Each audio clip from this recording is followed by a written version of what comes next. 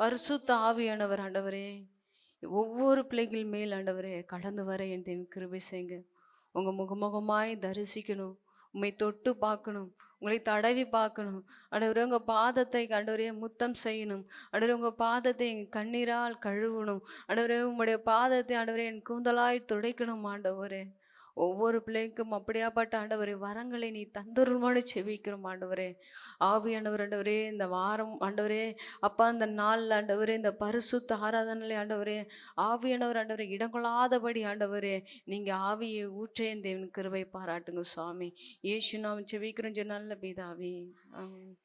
உம்மைத்தான் நான் பார்க்கிறேன், பிரகாசம் அடைகின்றேன், அவமானம் அடைவதில்லை. அப்பா நான் உமது பிள்ளை.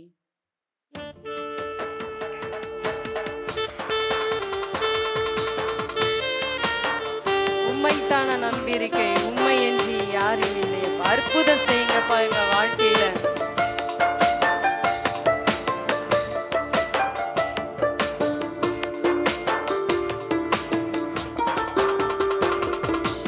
உண்மைத்தான் நம்பியிருக்கிறோ, உண்மை என்று யாரும் இல்லையப்பா. உண்மைத்தான் நம்பியிருக்கிறோ,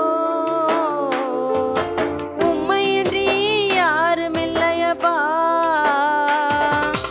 அற்புதம் செய்யுங்கப்பா எங்க வாழ்க்கையில, உண்மைத்தான் நம்பி இருக்கோம் தேசப்பா. அற்புதம் வாழ்க்கையில நம்பி இருக்கோம் தேசப்பா. உண்மைத்தான் நம்பி இருக்கிறேன், உண்மையன்றி யாரும் இல்லையப்பா. உண்மைத்தான் நம்பி இருக்கிறேன், உண்மையன்றி யாரும் இல்லையப்பா. நீங்க தான் ஏதாவது செய்யணும் என்று எதிர்பார்த்து காத்திருக்கிறேன். நீர் சொன்ன வார்த்தையை நான் பிடித்து கொண்டு உங்க முகத்தையே நோக்கி இருக்கிறேன்.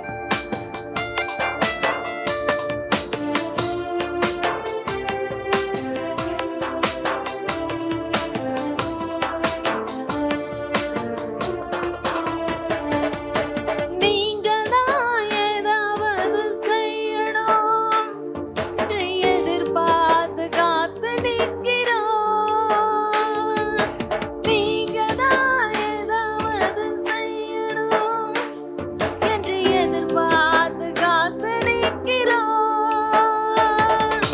நீர் சொன்ன வார்த்தையை பிடித்து கொண்டு, நீர் சொன்ன வார்த்தையை பிடித்து கொண்டு உங்க முகத்தையே நோக்கி இருக்கிறோம்,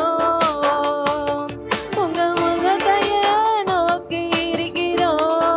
அற்புதம் செய்யுங்கப்பா.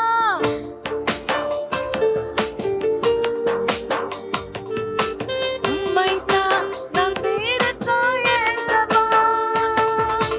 அற்புதம் செய்யுங்கப்பா எங்க வாழ்க்கையில, உம்மைத்தான் நம்பி இருக்கோம் தேசப்பா. உம்மைத்தான் நம்பி இருக்கிறோம், உம்மையன்றி யாரும் இல்லையப்பா. உம்மைத்தான் நம்பி இருக்கிறோம், உம்மையன்றி யாரும் இல்லையப்பா. நிந்தையும் அவமானமும் சகித்து கொண்டு உங்க சட்டணியிலே நான் வந்து நிற்கிறேன். நிச்சயமாய் நீ செய்வேன் என்ற நம்பிக்கையில் உங்க கரத்தையே நோக்கி பார்க்கிறேன்.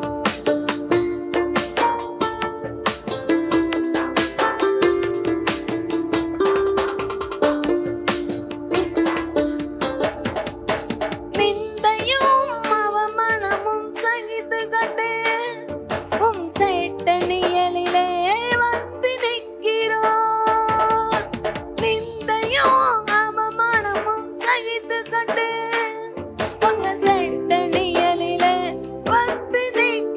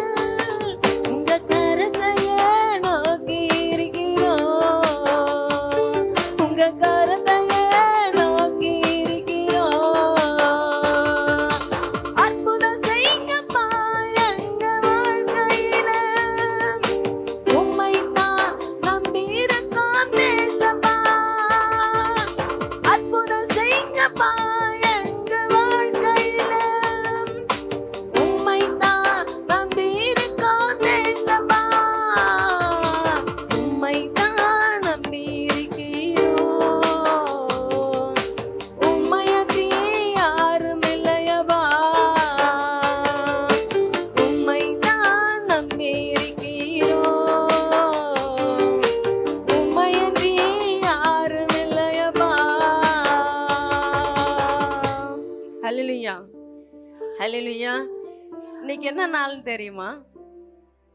இன்னைக்கு என்ன நாள்?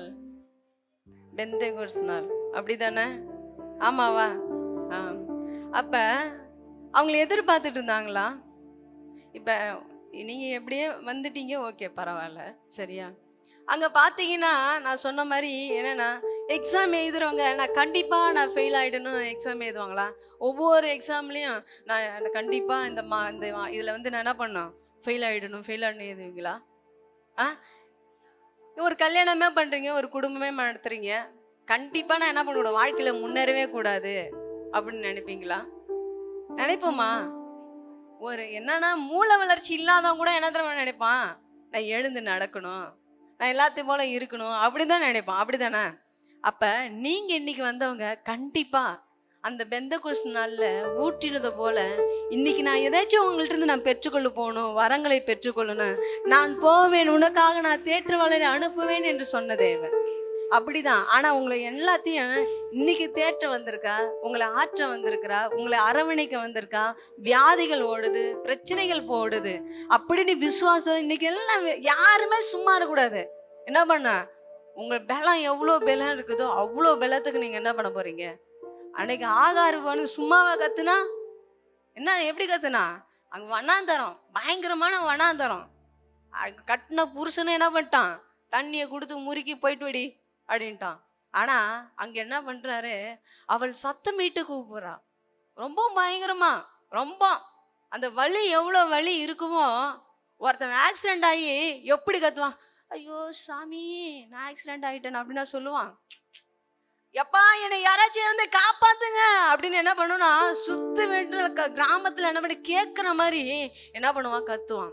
அந்த வலி நம்ம மனசுல இருக்கணும், அந்த பாரம் நமக்குள்ள இருக்கணும். அப்ப என்ன பண்ணு, இன்னைக்கு கண்டிப்பா கர்த்தர் உங்களை ஆசீர்வதிக்கிறவர், உங்களை அழைத்து வந்திருக்கிறார். அழைத்தவர் உண்மை உள்ளது, உங்களை இறுதி வரி நடத்துவார். நிந்தையும் அவமானமும் சகித்து கொண்டு உங்க சட்ட நிழலிலே வந்து நிற்கிறோம். நிந்தையும் உங்க சட்ட நிழலிலே நிச்சயமா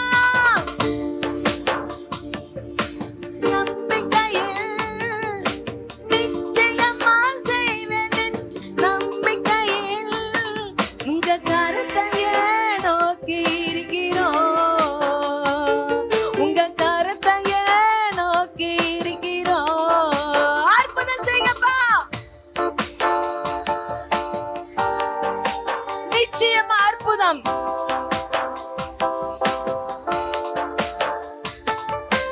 அற்புதம் செய்யப்பா எங்க வாழ்க்கையில, உம்மைத்தான் நம் பேருக்கும் தேசப்பா, உம்மைத்தான் நம்பி இருக்கிறோம், உம்மையன்றி யாரும் இல்லையப்பா, உம்மைத்தான் நம்பி இருக்கிறோம்.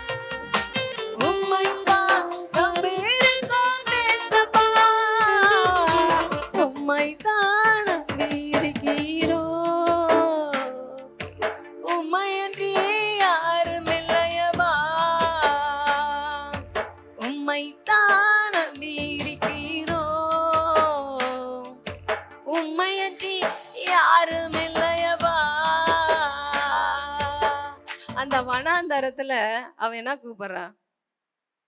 வனாந்தரத்துல என்ன கூப்பிடுறா? ஆகார். ஆண்டவர் என்ன கூப்பிடுறா? பார்த்தோன்னே என்ன சொல்றா? அப்ப ஆண்டவர் ஒரு வார்த்தை சொன்ன, ஆகாரே ஆகாரே, என்ன நேர்ந்தது? What happen? ஏன் அழுகுற? என்ன ஆச்சு? ஏன் ஆண்டவருக்கு தெரியாதா? தெரியல. இந்த உலகத்தையே சிருஷ்டித்தவர், படைத்தவர், உன்னை எல்லா ஜாதகத்தையும் உன் கையில், அவர் கையில் வச்சிருக்கவர், அவருக்கு தெரியாதா? ஏன் தெரியுமா? உங்களை அப்பப்போ கையை தூக்கி ஆராதிங்க, சொல்லி ஆராதிங்க. உன் வாயின் என்ன பண்ண விரிவா திற. அது எப்படின்னா சும்மாலாம் போட மாட்டாராம். என்ன பண்ணா? நன்மையாய் நிரப்புகிற தேவன். அப்ப என்ன சொன்னா? நான் காண்கின்ற தேவனை கண்டேன்.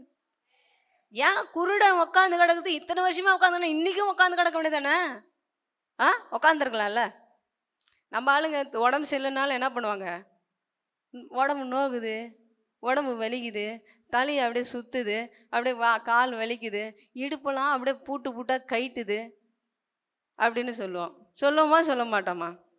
அந்த வழி தான் அவனுக்கு இருந்திருக்க மாட்டேன். கண்ணு தெரிய அவன் சொல்லுவான், நான் நொண்டியே இருந்தால் கூட எப்படியே கண்ணு தெரியாத இருந்தால் எப்படி தட்டிக்கிட்டேச்சே நான் ஏஞ்சி என்ன பண்ணுவான்? அந்த பாத்ரூம் போய் உட்காந்துருப்பான். ஏன்னா முடியலையே அப்படிங்கிறோம். ஆனால் அவனும் ஒரு பேர் வைக்கிறான், தாவீது குமாரனே எனக்கு இறங்கும், எனக்கு இறங்கும் அப்படின்னு சொன்னனே. இறங்காமல் போயிட்டாரா?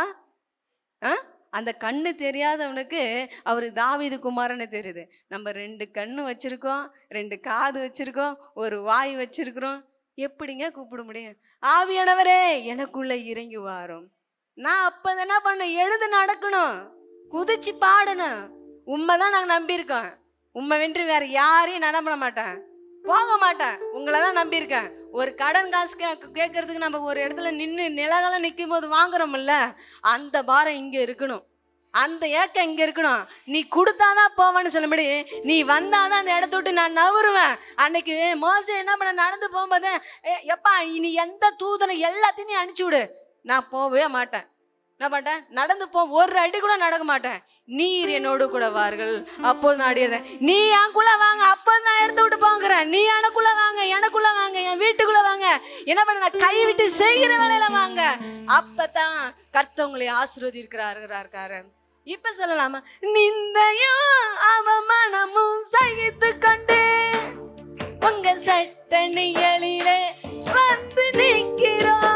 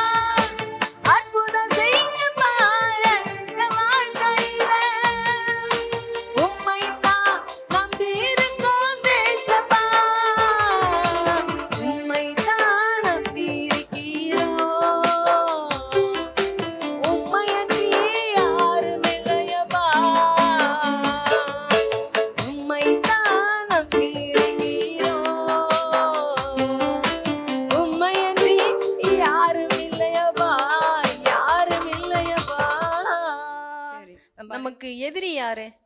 சத்துரு யாரு? வீட்டாரையா? சரி, அப்புறம் வேற சொல்லுங்க. வேற யாரு? நம்ம கூட எப்படி கூட இருக்கவனா எப்படி சொல்லலாம்? எப்படி சொல்லுங்களா? எக்ஸாம் சொல்லுங்களா? எப்படி தெரியுமா? நீ சாப்பிட்றல சாப்பாடு, அந்த சாப்பாடு வாயிலிருந்து கக்கி அவங்களுக்கு கொடுப்பேன். தனக்கு இல்லைனாலும் அவங்களுக்கு என்ன பண்ணுவேன்? ஊட்டுவேன். நாம் நல்லானாலும் அவங்க என்ன பண்ணுவேன்? நல்லா இருக்கணும்னு நினைப்போம். அப்படி தானே? எப்பா சரி, நம்ம இன்னைக்கு நல்ல சாப்பாடு சாப்பிட்லனாலும் பரவாயில்ல, சரி நம்ம சாப்பிட்லாலும் பரவாயில்ல, இவங்க சாப்பிட்டு போட்டோம், கொஞ்சம் பலவீனமாக்காரங்க, கொஞ்சம் உடம்பு சரியாவதாங்க அப்படின்னு சொன்னால், ஆனால் அந்த ஆளு தான் எதிரியாக மாறுவாங்க. என்ன பண்ணுவான்? வேற யாரும் இல்லை. ஏன் அந்த எதிரியாக மாறனா? ஏன்னா உன்னோட என்ன கேரக்டர் எல்லாமே என்ன பண்ணுது தெரிஞ்சிருச்சு. என்ன பண்ண தெரியுது. அது என்ன பண்ணுவாங்க, நான் இவங்கள டிபெண்ட் பண்ணி வாழும்போது தான், இவங்கள டிபெண்ட் பண்ணி இவங்க நம்மள டிபெண்ட் பண்ணி தான் இவங்க வாழுறாங்க. இவங்களால என்ன பண்ண முடியாது, மீண்டு வர முடியாது அப்படின்னு நினச்சிட்டு அவன் என்ன பண்ணுவான், ஊன்னு அழட்டிட்டு கிடப்பானா. ஆனால் அதேமாரி ஆளு தான் என்ன சொல்கிறாருன்னா, அவங்க நமக்கு குழியே வெட்டினாலும் சரி, குழி தோண்டிகிட்டே இருந்தாலும் அந்த குழியில் நம்பவே போகிறதில்ல. சொல்லுங்களா, உனக்கு எதிரி உன்னை இப்போ புரிஞ்சுக்கிட்டவங்க தான். உனக்கு எத்தனை பேர் குழி வெட்டலாம், ஆழமாக வெட்டிக்கிட்டே இருக்கலாம் ஒவ்வொரு காரியத்திலும். ஆனால் அதில் நீ விழ போகிறதில்ல. அதில் நீ விழ போகிறதில்ல. யார் விழுவா? எவன் வெட்டினானே அவனே விழுந்து போவான். ஆவியானவர் உன்னை என்ன பண்ணுவார், தூக்கி போயிட்டு என்ன பண்ணுவார், பாலும் தேன் இடத்துல ஓடுற தேசத்தில் விடுவார். அல்லேலூயா. அப்போ இன்னைக்கு நினச்சிக்கணும், என்ன பண்ணா, உன் சத்துருக்கு மத்தியில் உனக்கு ஒரு பந்தியை ஆயத்தப்படுத்தி, அவங்க மத்தியில் இவன் விழுந்து போக மாட்டானா, சாஞ்சி போக மாட்டானா அப்படின்னு நினைக்கிற இடத்துல கண்டிப்பாக கர்த்தர் என்ன பண்ணுவார். நான் அடிக்கடி சொல்லுதுன்னா, அவன்கிட்ட இருக்கிற ஆவியோட என் ஆவி பரிசுத்தாவினர் பெரியவர். அவர் பெரிய காரியத்தை செய்வார், சின்னோண்டு காரியத்தை செய்ய மாட்டார். இந்த சின்னோண்டு காரியத்தை செஞ்சு நான் செஞ்சுவிட்டேன்னு சொல்ல மாட்டார். அவர் பெரிய காரியத்தை செய்கிறவராக இருக்கிறார். இன்னைக்கு தட்டி எழுப்புங்க, ஆவியானவர் என்ன பண்ணுங்க, கூப்பிடுங்க. இன்னைக்கு பெற்றுக்கொண்டு தான் என்ன பண்ண போகிறோம், போகணும். பிரியமானவை அவர் மேல் அவர் பரிசுத்த ஆவியானவர் ஊற்றுகிறவராக இருக்கிறார். அல்லேலூயா. பிரியமானவனே, உன் ஆத்துமா வாழ்வது போல் நீ எல்லாவற்றிலும் வாழ்ந்து சுகமாய் இருந்திரு மகனே. இன்னைக்கு எல்லாம் பரிசுத்த ஆவியானவர் பெற்றுக்கொள்ளாதபடி பெற்றுக்கொண்டு தான் போகணும். சரியா? யோபு போல கஷ்டப்படலாம், ஆனா யோபு ரெட்டிப்பான நன்மையை பெற்றுக்கொண்டான். அது போலதான் நீ நானும் பெற போகிறோம்.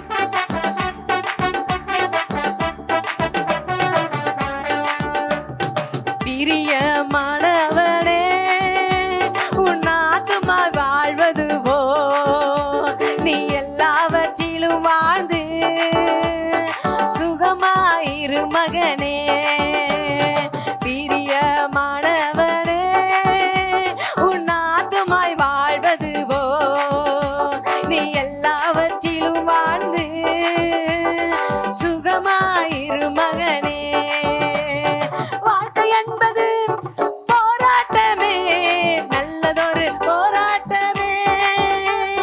வாழ்க்கை என்பது போராட்டமே, நல்லதொரு போராட்டமே. ஆவிதரும்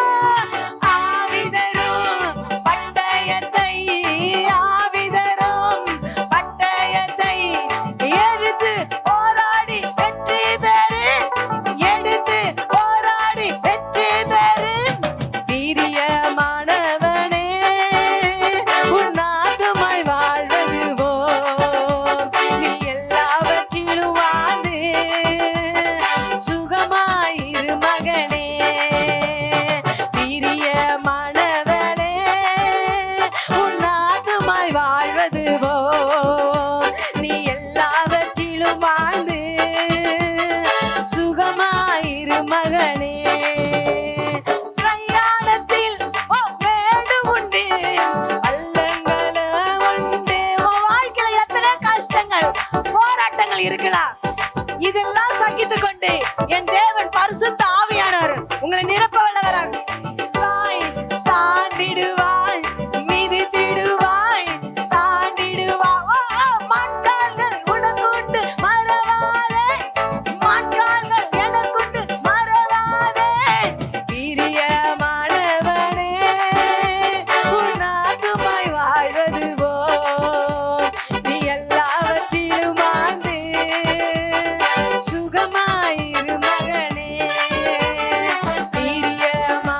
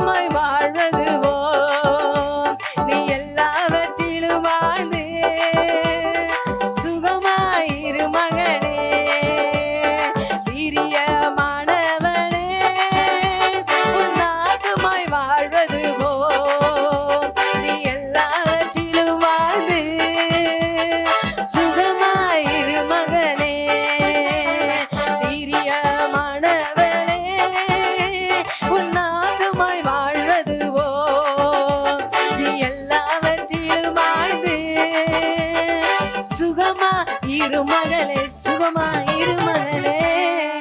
அல்லேலூயா, அல்லேலூயா. தாவீதுக்கு என்னன்னா, தாவீது அவன் என்ன பண்றான், எப்பா இவனை கொல்றதுக்கு நீ என்ன பண்ண, இவனை சாவடிக்கிறதுக்கு நீ இந்த அபேசத்தெல்லாம் போட்டு போ, என்ன பண்ண, இதெல்லாம் இந்த கவசத்தெல்லாம் போட்டு போ அப்படின்னு சொன்னேன்னு. இப்போ நம்ம அநேக நேரத்தில் என்ன பண்ணுவோம், அடுத்தவங்களோட ஆலோசனையை கேட்டு என்ன பண்ணுவோம், போவோமா போக மாட்டோமா? போமா. அப்போ இவன் இதில் ஏதம் தோட்டில் இருக்கும்போது என்ன பண்ணுறான், பிசாசு சொல்லுது, இந்த பழம் என்ன பண்ணுச்சு, சூப்பராக இருக்கும், அழகுக்கு என்ன பண்ண, ரொம்ப கண்ணுக்கு நல்ல அழகாக இருந்துச்சான். அது சொன்னவொடனே அவன் எடுத்தோடனே டவர்னு பிரித்து தின்னுட்டான். ஆனால் அதுபோல் தான் பிசாசு நம்மளை என்ன பண்ணுவாங்க, கைட் பண்ணுவாங்க, அப்படி தான் நம்மளை நடத்துவாங்க. இதெல்லாம் என்ன போயிட்டு, இதெல்லாம் என்ன சாமி கும்பிட்டு, வா வா தம்பி, ஒரு தம்மை போட்டு ஒரு சரக்கை போட்டு நம்பலாம், வாப்பா இந்த கல்யாணத்துக்கு போயிட்டு வரலாம், வா இல்லைன்னா இந்த விருதாச்சலம் வரையும் போயிட்டு வரலாம் அப்படின்னு சொல்லி அடுத்தவங்க ஆலோசனைக்கு நம்ம என்ன பண்ணுவோம், காதுகளை என்ன பண்ணுவோம், திறந்து வச்சு போவோம். அடுத்தவங்க ஆலோசனை இல்லை. அங்கே தாவீது செஞ்சிருந்தானா அவனால் நடந்து போக முடியுமா, அவனை வெட்ட முடிஞ்சிருக்குமா, அவனை கொலை செஞ்சிருக்க முடியுமா, முடிஞ்சிருக்காது. அவனை எப்பா இது என்னோட பொருள் இல்லை. இப்போலாம் நிறைய பேர் அடுத்தவங்க பொருளுக்கு தான் ஆசைப்படுறோம், அடுத்தவங்க கனவு உனக்கு என்ன பண்ண புருஷனுக்கு தான் ஆசைப்படுறாங்க, அடுத்தவங்க மனைவிக்கு தான் ஆசைப்படுறாங்க. ஏன்னா இப்படி தான் உலகம் என்ன பண்ணுதுன்னா பாவத்தில் போய் கிடக்குது, என்ன பண்ணுது. அதனால தான் குடும்பங்கள் சிதறடிக்கப்படுது, பிள்ளைங்க சிதறிக்கப்படுகிறாங்க. ஏன், அடுத்தவங்க என்ன பண்ண ஆலோசனை கேட்டு கேட்டு கேட்டு என்ன பண்ணுறோம், செவிகளை சாய்க்கிறோம். இல்லை, இன்னைக்கு அந்த மாதிரி புத்திலாம் எடுத்து போடணும், அந்த மாதிரி எண்ணங்கள்லாம் எடுத்து போடணும். இல்லை ஆண்டவரே, நான் உம்முடைய சத்தத்தை மட்டும் தான் கேட்பேன், உமக்கு பிரியமானதான் செய்வேன், உமக்கு என்ன பண்ணுவேன், நேர்ந்துதான் என்ன பண்ணுவேன் செய்வேன். அந்த திராட்சையே நீ விசாரித்திரலும், இந்த காய்க்கில பூக்குல கனிதரில் இது வெட்டுண்டு அப்படின்னு போடும்போதே இல்லை இல்லை இல்லை, என் தேவனாய கர்த்தர் இந்த திராட்சை செடிக்கு நான் என்ன பண்ண போகிறேன், நான் உரம் வைக்க போகிறேன், அதுக்கு தண்ணி பாச போகிறேன் அப்படின்னு சொல்லி ஒவ்வொரு திராட்சை செடியும் அத்தி மரத்தி என் தேவனாய கர்த்தர் இந்த நாளில் விசாரிக்கிறவராக இருக்கா. வெறும் தண்ணியை ஊற்று மட்டும் இல்லை, அவர் பிரச்சனத்தால் ஆவியால் உன்னை நிரப்ப வல்லவராக இருக்கிறார். வாழ்க்கை என்பது போராட்டமாக இருக்கா, மேடு உண்டு, பள்ளம் உண்டு, கஷ்டம் உண்டு, போராட்டம் உண்டு, அவமானம் உண்டு, நிந்தை உண்டு. உன் சத்துருக்கள் உனக்காக எழும்பலாம், அதுக்கு மத்தியில நீ விய போறதில்ல. என் கர்த்தர் உன்னை தூக்கி எடுத்து, கர்த்தர் வாளாக்காமல் உன்னை தலையாக்குவன், கீழாக்காமல் உன்னை மேலாக்குவன் என்று கர்த்தர் வாக்கு கொடுக்க. இந்த திராட்சை சரத்தை இப்போது விசாரிக்கிறவர். வாழ்க்கை என்பது போராட்டமே, நல்லதொரு போராட்டமே. இந்த திராட்சை செடி இப்பொழுது விசாரிக்கிற தேவன், இந்த திராட்சை செடியை தேவனாய கர்த்தர் விசாரிக்கிற நேரமா இருக்கிறது. அவர் தண்ணி ஊற்றி ஆவியை பொழிந்து உனக்காக நான் போகிறேன், இப்போது தேற்றவன் உனக்காக நான் அனுப்புவேன் என்று சொல்கிறார். இப்போது உன்னை தேற்ற வல்லவரா இருக்கார். என் தேவன் தேற்றுகிறார், ஆற்றுகிறார், அரவணைக்கிறார். மாணவனே, உன் ஆத்துமாய் வாழ்வதுவோ, நீ எல்லாவற்றிலும் வாழ்ந்து சுகமாயிரு மகனே. பிரியமானவனே, உன் ஆத்துமாய் வாழ்வதுவோ, நீ எல்லாவற்றிலும் வாழ்ந்து சுகமாயிரு மகனே.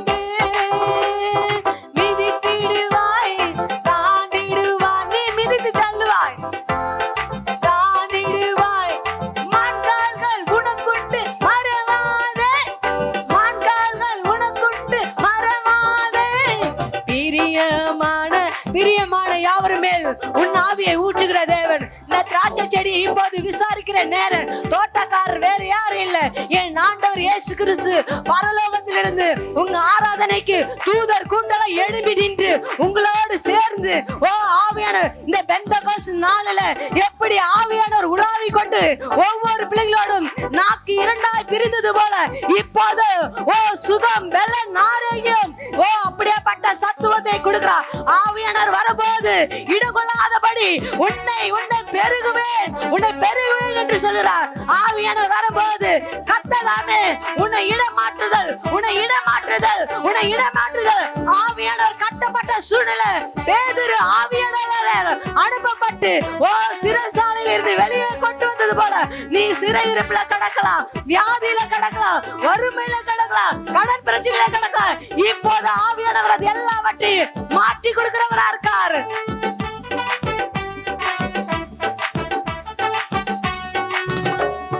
ஓட்ட பந்தயம் நீ ஓடுகிறாய், ஒழுங்குபடி ஓடு மகனே. ஓட்ட பந்தயம் சத்துரு உன் காதுல துணிக்கலாம், சத்துரு உன் காதுல புகட்டலாம். இல்ல இது சரியில்லை, இது தப்பு தப்பு தப்புன்னு உன் காதுல கேட்கப்படலாம். இல்லங்க, கர்த்தர் உன்னை வழி நடத்துகிறவர். ஆவியானவர் வழி நடத்துகிறவர் அல்லர், ஆவியானவர் உன்னை வழி நடத்துகிறவரா இருக்கார். பிரியமானவனே உன் ஆத்துமாய் வாழ்வது போ நீ எல்லாவற்றிலும் வாழ்ந்து சுகமாயிரு மகனே. பிரியமானவனே உன் ஆத்துமாய் வாழ்வது போ நீ எல்லாவற்றிலும் வாழ்ந்து சுகமாயிரு மகனே. எலியாவின் தேவனே அவர் இறங்கிடும் நேரமே, எலியாவின் தேவனே அவர் இறங்கிடும் நேரமே. அசைவாடும் அனலாக்கும் எங்கள் அக்கினி ஜாலையே, அசைவாடும் அனலாக்கும் எங்கள் அக்கினி ஜாலையே. எலியாவின் தேவனே அவர் இறங்கிடும் நேரமே, எலியாவின் தேவனே அவர் இறங்கிடும் நேரமே. நான் ஒருவர் பயனை எதிர்த்திடுவேன், நான் ஒருவர் மாத்திரம் மீந்திருக்க பாகாலி பயனை எதிர்த்திடுவேன். நான் ஜெபிக்க ஜெபிக்க அவர் தலையசைப்பா, நான் ஜெபிக்க ஜெபிக்க அவர் தலையசைப்பா. நெருப்பாய் இறங்கிடுவா என் தேவன், நெருப்பாய் இறங்கிடுவா.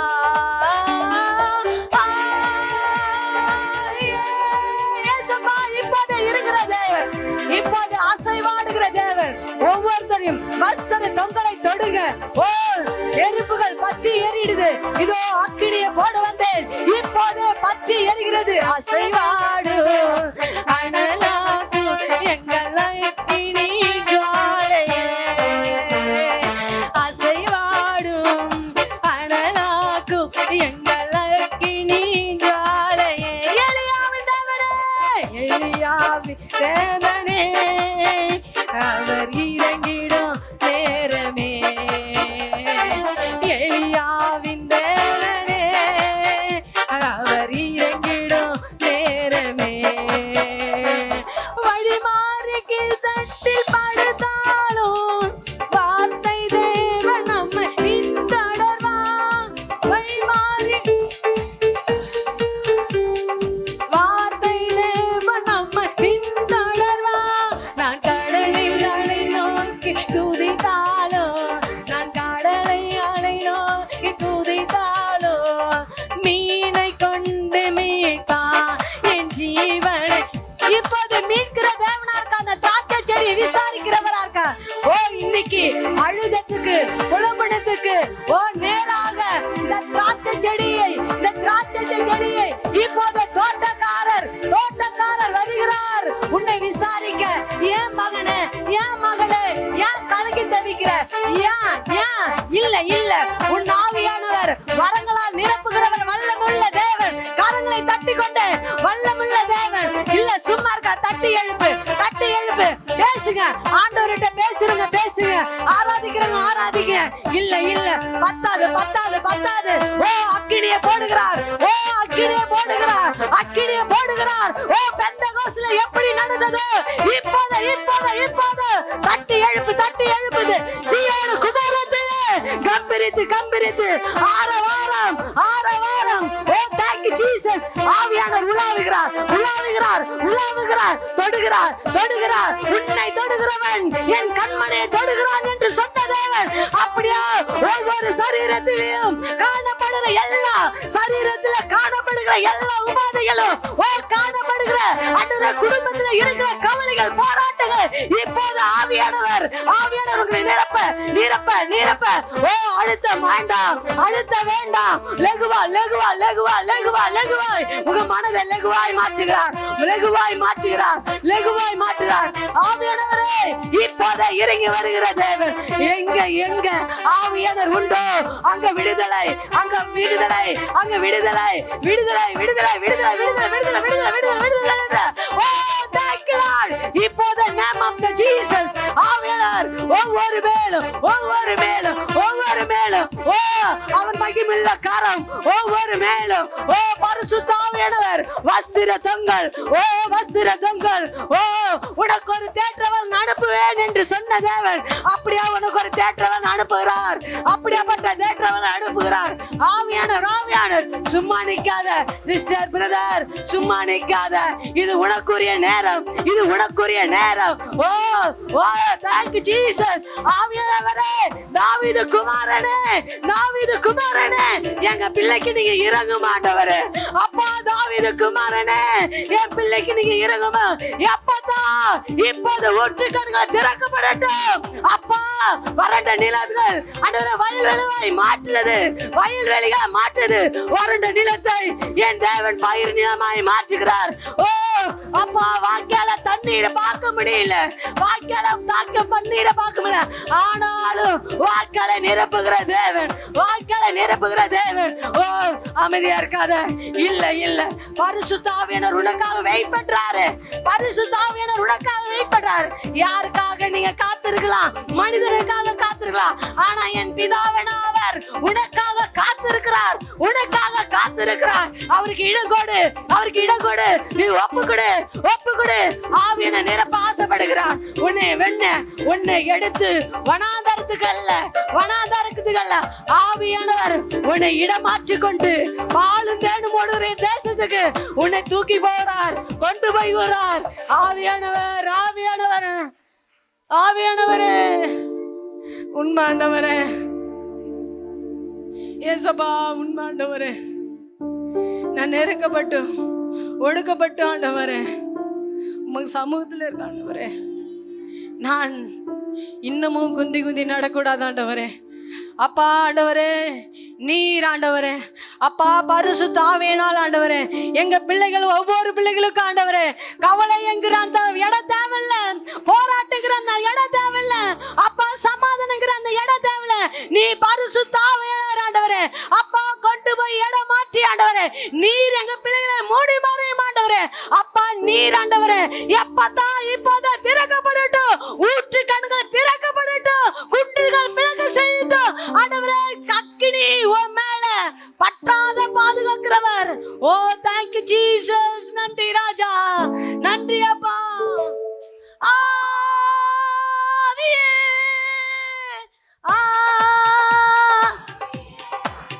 ஊற்றுக்கண்கள் திறக்கப்படுது. நீங்க சொல்ல சொல்ல ஆவியானவரே அதை திறந்து வைக்கிறார்.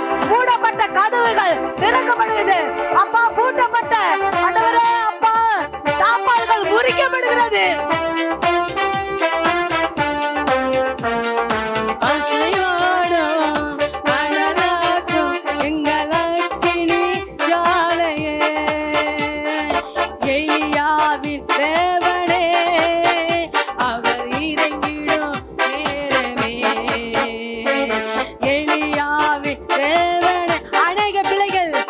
புழுதியில கடந்த ஒண்ண, குப்பையில கடந்த ஒண்ண, பிரபுக்கள் மத்தியிலும் ராஜாக்கள் மத்தியிலும் அமர செய்கிற கர்த்தர் ஆவியானவர் அப்படியாப்பட்ட அபிஷேகத்தை உன் மேல உன் தலை மேல வைக்கிறவரா இருக்காரு.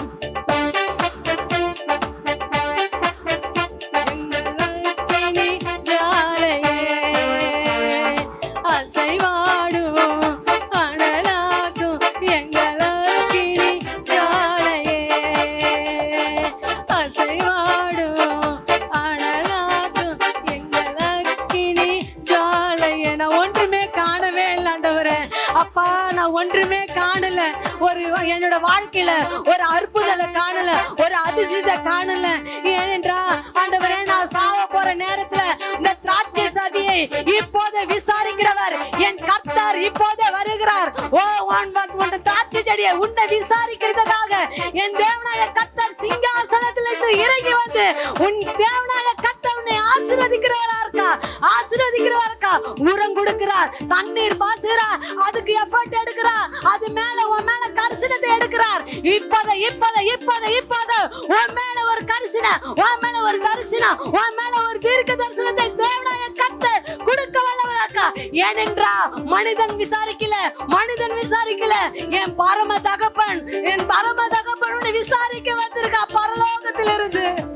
ஆமாண்டவரே, நான் வளர்ந்ததுல இருந்து ஆண்டவரே, நான் பிறந்ததுல இருந்து நான் பார்த்தது எல்லாம் ஆண்டவரே கஷ்டம், நஷ்டம் ஆண்டவரே, பாடுகள் ஆண்டவரே.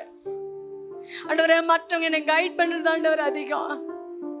ஏசப்பா, இந்த திராட்சை செடி வெட்ட போற நேரத்துல ஆண்டவரே, இல்ல இது வெட்டாதீங்க, இதுக்கு நான் மீண்டும் தண்ணி கொடுக்குறேன், வாய்க்கால வெட்டுறேன், உரம் கொடுக்குறேன் அப்படின்னு சொல்லி ஆண்டவரே, என் பரலோக தேவன் ஆண்டவரே, இந்த திராட்சை செடியை நீ விசாரித்ததுக்காக உமக்கு நன்றி ராஜா.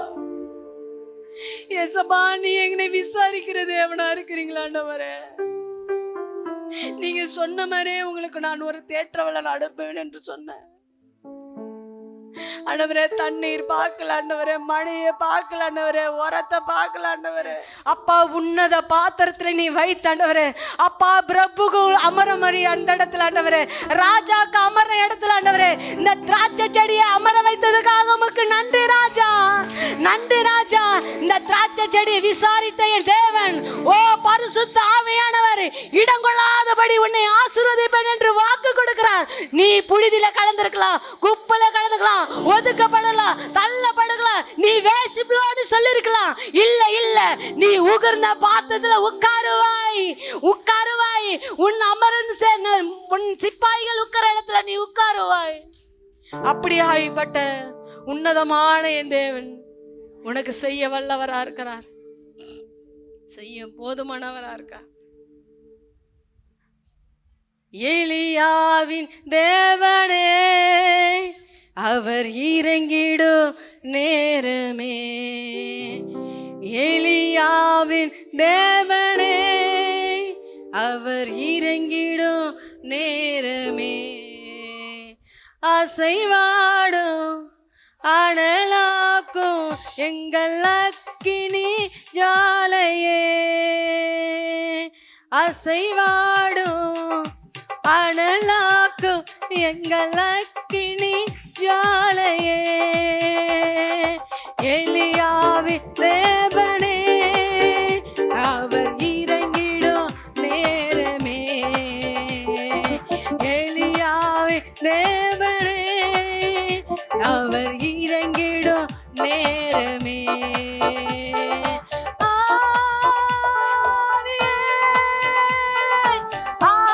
எல்லா கரங்களையும் அசைந்து கொண்டு ஆவியானவரே, எல்லா சத்தத்தை உயர்த்தி இன்னொரு விசை அசைவா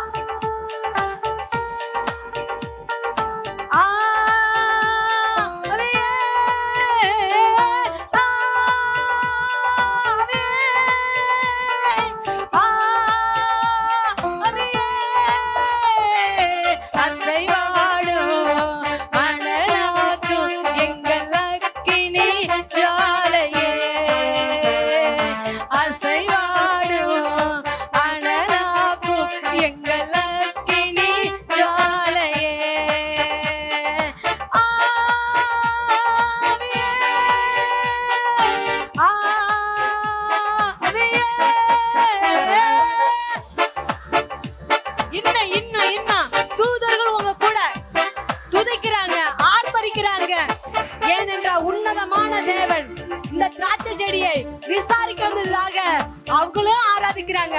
ஓ, இப்போது சுருள் எடுக்கப்படுது, ஓ இப்பொழுது தைல குப்பை எடுக்கப்படுகிறது, ஓ இப்பொழுது உன்னை கண்ணீரை அவரு சேர்க்கல சேர்த்து வைத்திருக்கிறார்.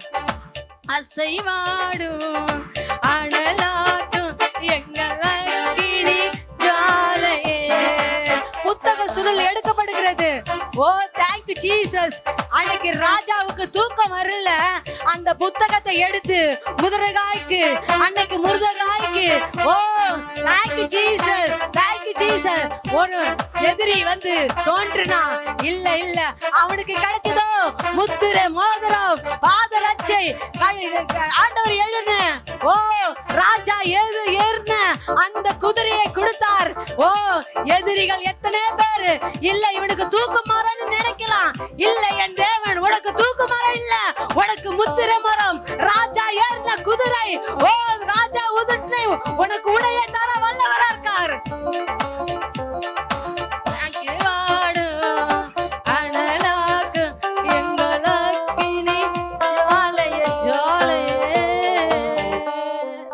உண்மாண்டவரே, பரிசுத்த ஆவியானவரே, இடங்கொள்ளாதபடி எங்க ஜனங்களை நீ நிரப்பணையாவது நன்றி ராஜா.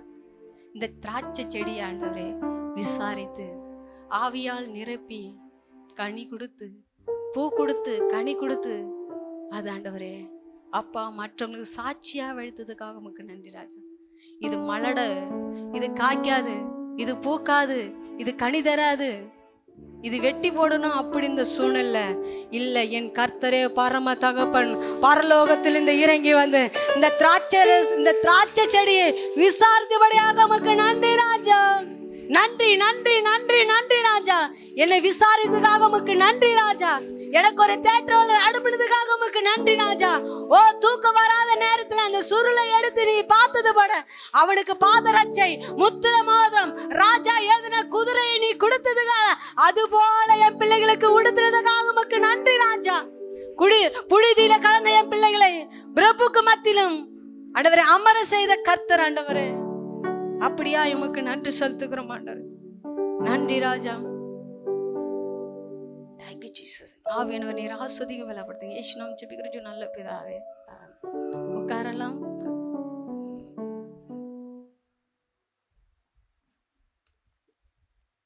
பிரியமானவனே உன்னாத்துமாய் வாழ்வதுவோ நீ எல்லாவற்றிலும் வாழ்ந்து சுகமாயிரு மகனே.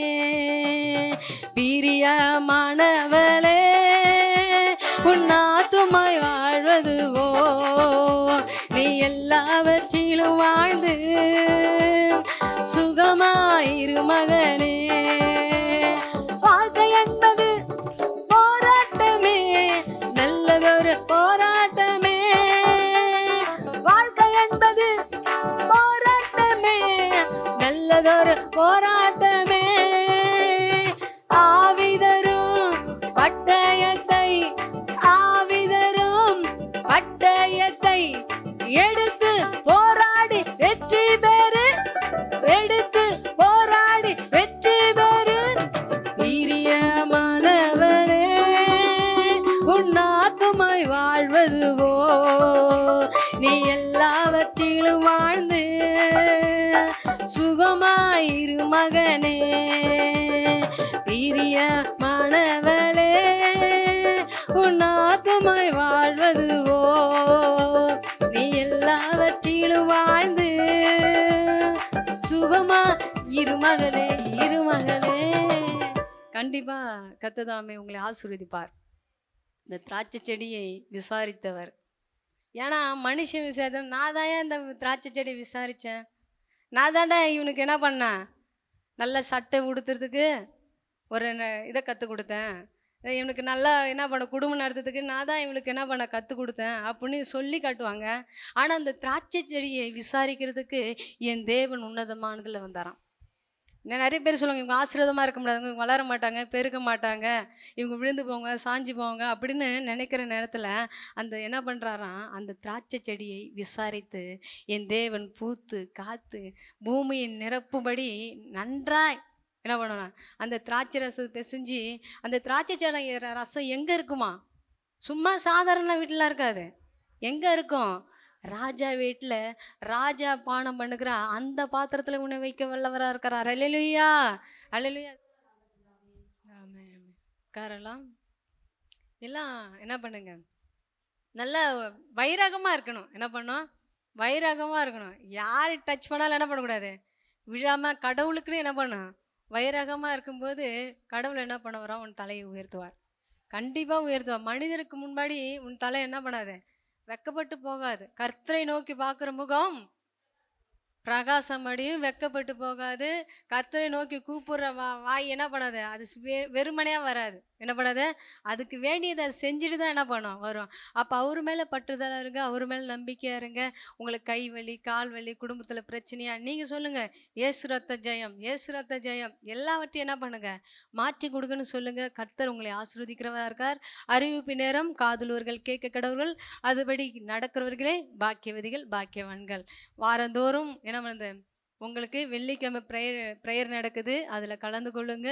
கர்த்தர் உங்களை ஆசீர்வதிப்பாராக. நிறைய வார்த்தைகளை கொடுத்து ஒவ்வொரு நேரமும் என்ன பண்ணுறதா, வார்த்தை தான் நம்மளை தேற்றுறதா இருக்குது. அப்படி தானே மனுஷன் சொல்லுவான், இன்னைக்கு விழுந்து காலில் காயமாயிடுச்சு தம்பி, சரியாயிடும் போயிடு அப்படின்னு சொன்னால் உடனே சரியாயிடுமா? என்ன பண்ணாது. அப்போ வேணால் நம்மளோட மனசு என்ன பண்ணும், ஆறுதல் படும். ஆனால் அந்த வலி என்ன பண்ணும், இருந்து கொண்டே இருக்கும். ஆனால் கடவுள் சொல்கிறது அப்படி இல்லை. என்ன பண்ணால் கடவுள் என்ன சொல்கிறாரு, காயம் வந்து பொழந்துருச்சு, அப்படியே என்ன பண்ணுது, கால் 2 பொழந்துருச்சு, சாவ போகிறேன்னு உத்தரவு கொடுத்துட்டாரு. அடுத்தது வந்து என்ன பண்ணுறாரு, தீர்க்கதரிசி சொல்கிறாரு, இல்லை இல்லை நீ அத்தி பழத்தை வச்சு அடைய வச்சு தேய் சரியாயிடும். எத்தனை நாளில்? 3 நாள், 3 days. நடக்குமாங்க? நடக்குமா? 3 நாளில் கால் பொழந்துருச்சு, நடக்குமா?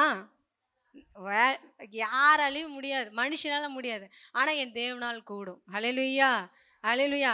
அப்போ என்ன பண்ணுச்சு சுகம். அப்போ அவர் வார்த்தை தேட்டினது, அவர் வார்த்தை தேட்டினது.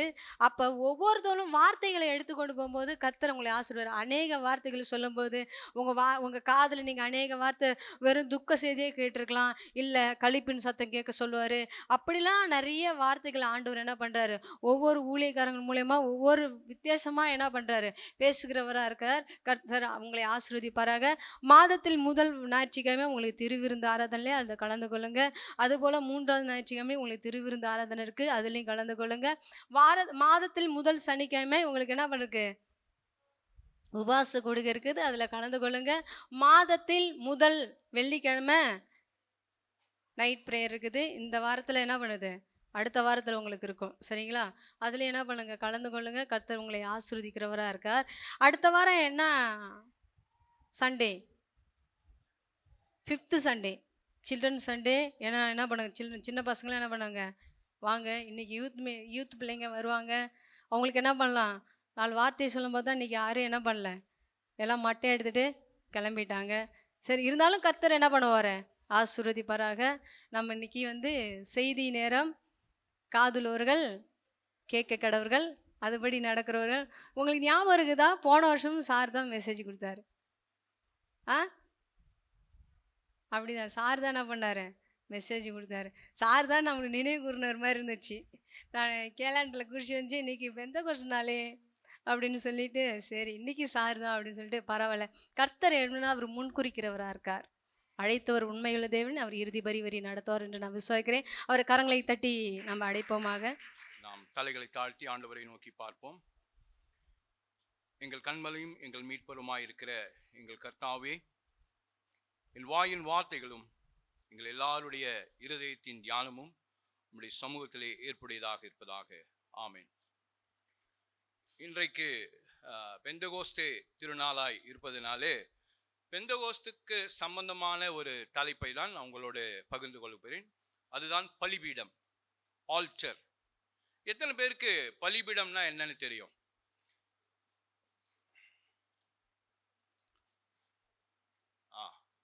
Very good. பலிபீடம் என்றால் ஆராதனை செய்வது, பலி செலுத்துவது, உடன்படிக்கை செய்வது, தெய்வீக ஒரு என்கவுண்டர், தெய்வீக ஒரு சந்திப்பு ஏற்படும் இடம், பரிசுத்தமாக்கப்படும் இடம், ஒரு பக்தி அர்ப்பணிப்பு செய்யக்கூடிய இடம், மன்னிப்பு கேட்கக்கூடிய இடம், ஆண்டவர் நம்மோடு இடைபடும் இடம். இதுதான் பலிபீடம். இதுதான் ஆல்டர்னு ஆங்கிலத்தில் சொல்லுவாங்க. இந்த பலிபீடத்தை குறித்து வேகமா ஒரு சில வசனங்களை நான் சொல்றேன். ஆதியாகமம் 4ஆம் அதிகாரம் 3ஆம் 4ஆம் வசனம் போதும். இதுதான் முதலாவது பலியை செலுத்தின இடம், காயின் ஆபேலுடைய பலி. அடுத்தது நோவா. ஆதியாகமம் 8ஆம் அதிகாரம் 15ஆம் வசனம். எல்லாத்தையும் கொண்டு வர சொல்லிட்டு 20ஆம் வசனம் என்ன பண்றாங்க பாருங்க. இங்கே நோவா ஒரு பலி செலுத்துகிறார். அந்த பலி எப்படி இருந்ததாம்? சுகந்த வாசனையா இருந்ததாம். ஆராதனை ஒரு பலிபீடம் தான். இன்றைக்கு ஆராதனையில எத்தனை பேர் பலி செலுத்தினீங்க? எப்பவுமே இந்த திருச்சபையினுடைய ஒரு பெரிய பலம் என்னவென்றால் ஆராதனை. ஆராதனையிலே என்ன நடக்குது தெரியுமாங்க? யாராவது சொல்ல முடியுமா? ஆராதனை வேளையில என்ன நடக்குது? Very good. It is a place where heaven meets earth. இந்த ஆராதனையில் தான் பரலோகம் பூமியில் இருக்கிறவர்களை சந்திக்கணும். எளிமையா சொன்னா, ஜெபிக்கும் பொழுது நீங்கள் ஆண்டவரை தேடுகிறீர்கள். ஆனால் ஆராதனை செய்யும் பொழுது, அதாவது பலி செலுத்தும் பொழுது, ஆராதனை ஒரு பலிதான், பூமியிலே ஆண்டவர் இறங்குகிறார். பரிசுத்தாவியின் அடையாளம். அதனால இன்னைக்கு பாஸ்டர் அம்மா உங்களை எல்லாம் ஜெபத்துல நடத்தும் பொழுது நிறைய பேர் பரிசுத்தாவியை கேட்டீங்களா எனக்கு தெரியல. உண்மையாய் நீங்க தாகம் உள்ளவன் மேல் என் ஆவியை ஊற்றுவேன் என்று சொல்கிறார். இந்த பலி, ஆராதனையாகிய பலி எங்கெல்லாம் நீங்க தாகமா கேட்கணும். ஆண்டவரே எனக்கு கொடுங்க கொடுங்கன்னு இல்ல. 2 வாரம், போன வாரத்துக்கு முந்தின வாரம் நான் ஒரு யூத் கேம்புக்கு போயிருந்தேன். அந்த ஒரு பொண்ணு, ஒரு வாலிப பெண்ணு தான், பல நாட்களாக ஆண்டவருடைய அபிஷேகத்தை கேட்டுட்டே இருந்தான். அன்றைக்கு அந்த பெண்ணுக்கு அந்நிய பாஷை அடையாளத்தோடு ஆண்டவர் அளவில்லாமல் நிரப்பினார். அந்த அந்த மேபி காலேஜ் போறாங்களா என்னன்னு தெரியல எனக்கு. அவங்க சொல்றாங்க, என்னால அந்த சந்தோஷத்தை வெளியில சொல்ல முடியல. பல நாள், நீங்கெல்லாம் பல நாள் காத்திருந்தால் கண்டிப்பா பரிசுத்த ஆவியானவர் ஊற்றப்படுவார். பரிசுத்த ஆவினா என்ன தெரியுமாங்க? அவர் உங்களிடத்தில் வரும்பொழுது நீங்கள் பலன் அடைவீர்கள்.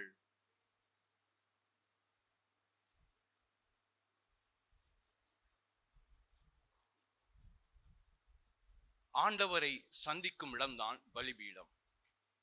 இப்படி பலிபீடத்தை குறித்து நிறைய விஷயங்கள் வேதாகமத்திலே 400க்கும் அதிகமான முறை பலிபீடம், ஆல்டர் என்ற வார்த்தை பயன்படுத்தப்பட்டிருக்கிறது. 400க்கும் அதிகமாக. நாம் எப்பொழுதெல்லாம் ஆண்டவரை சந்திக்க போகிறோமோ, ஜெபிக்கும் பொழுது, வேதத்தை வாசிக்கும் பொழுது, தியானிக்கும் பொழுது, அதெல்லாம் கோயிங் டு தி ஆல்டர். அதுதான் ஆண்டவருக்கு பலி செலுத்தும் நேரம். அதனால்தான் அதிகாலையிலே நான் தேடுகிறேன். எனக்கு இங்க திருச்சபைக்கு வந்தா ரொம்ப சந்தோஷமா, எனக்கு காலையில எந்த டிஸ்டர்பன்ஸ் இல்லாமல் ஜெபம் பண்ணலாம். வீட்லயாவது ஏதாவது ஒரு சத்தம் வரும், ஹாரன் சத்தம் வரும், ஏதாவது ஒரு சத்தம் வந்துட்டே இருக்கும். ஆனா இங்க ஒரே ஒரு இடத்துல தான் திருச்சபை. எங்கெல்லாம் ஆலயம் இருக்கோ அங்கெல்லாம் நான் சீக்கிரமா போய் அங்க போய் ஆண்டவர் சமூகத்திலே காத்திருப்பேன். நான் பெருமைக்காக சொல்ல, இன்றைக்கு 3 மணி நேரம் உங்களுடைய ஆலயத்தில் இருந்தேன். நான் மறுபடியும் சொல்லுகிறேன், நீங்கள் ஆண்டவரை சந்திக்க வேண்டும் என்றால் இந்த பலிபீடமாகிய ஆலயத்துக்கு வாருங்கள். சில நேரங்களில் எனக்கு வேதனையா இருக்கும், திறந்து இருக்கிற ஆலயத்தில் ஏன் மக்கள் வர மாட்டாங்க? பலி செலுத்துவது மிக முக்கியமான ஒன்று, ஆண்டவரை சந்திப்பது மிக முக்கியமான ஒன்று. ஆதியாகமம் 26ஆம் அதிகாரம் 25ஆம் வசனம். வேகமா வாசிங்க.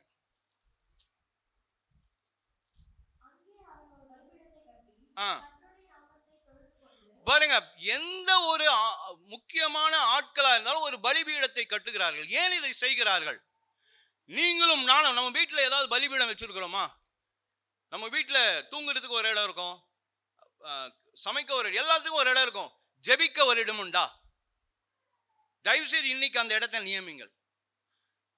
உங்க வீடு ஒரு சின்ன குடிசையா கூட இருக்கலாம், அதை பற்றி கவலைப்படாதீங்க. ஆனால் அந்த இடத்திலே ஆண்டவரை சந்திக்கிற ஒரு இடம் இருக்கிறதா? Mark the place. அந்த இடத்தை அடையாளப்படுத்துங்கள். காசு வைக்க ஒரு இடம் வச்சிருக்கோம் இல்ல, சாவி வைக்க ஒரு இடம் வச்சிருக்கோம், போன் வைக்க ஒரு இடம் வச்சிருக்கோம். ஏன் இவைகள் எல்லாத்துக்கும் இடம் உண்டு. ஆனால் என் ஆத்தும நேசரை சந்திக்க ஒரு இடம் இல்லையா? தயவு செய்து சொல்றேன், ஆண்டவருடைய நாட்கள் எண்ணப்பட்டு கொண்டு இருக்கிறது. ஆண்டவருடைய வருகை நீங்க அசாதாரணமா எடுத்துக்காதீங்க. இதெல்லாம் ஒண்ணும் இல்லப்பா. ஒரு 8th ஸ்டாண்டர்ட் படிக்கிற பையன் என்ன கேட்டான் ஸ்கூல்ல, நீங்க சொல்றீங்க ஜீசஸ் வரணும் 2000 இயர்ஸா, அவர் இது வரைக்கும் வரல. இப்படி அலட்சியமாய் மாறிவிட்டது இன்றைக்கு. அலட்சியம். ஆராதனை வேளையிலே தயவு செய்து சொல்றேன், உங்க கைபேசியை பயன்படுத்தாதீங்க. இது ஒரு உன்னதமான நேரம். It is an encounter with God. உங்களுக்கு எவ்வளோ ஆண்டவரோட பெரிய வேலை ஏதாவது இருக்கா? ஆண்டவரை சந்திப்பதை காட்டிலும் ஒரு பெரிய வேலை இருக்குதா? இது ரொம்ப ஒரு மாதத்திலே ஒரு வாரத்திலே ஒரு 2 மணி நேரம் தான் இங்க இருக்கிறோம். இந்த பலிபீடத்திலே நம்ம மனசை ஒருங்கிணைக்க முடியல.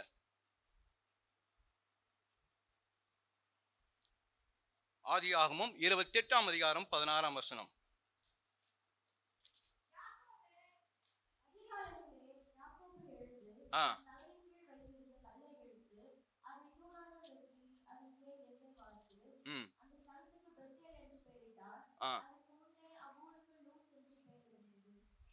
ஆண்டவர் பாருங்க, ஆண்டவரை சந்திக்கிற இடம் அதிகாலை வேளை. நான் நிறைய முறை உங்களுக்கு சொல்லியிருக்கிறேன், அதிகாலையில் எழுந்து ஜெபிங்க.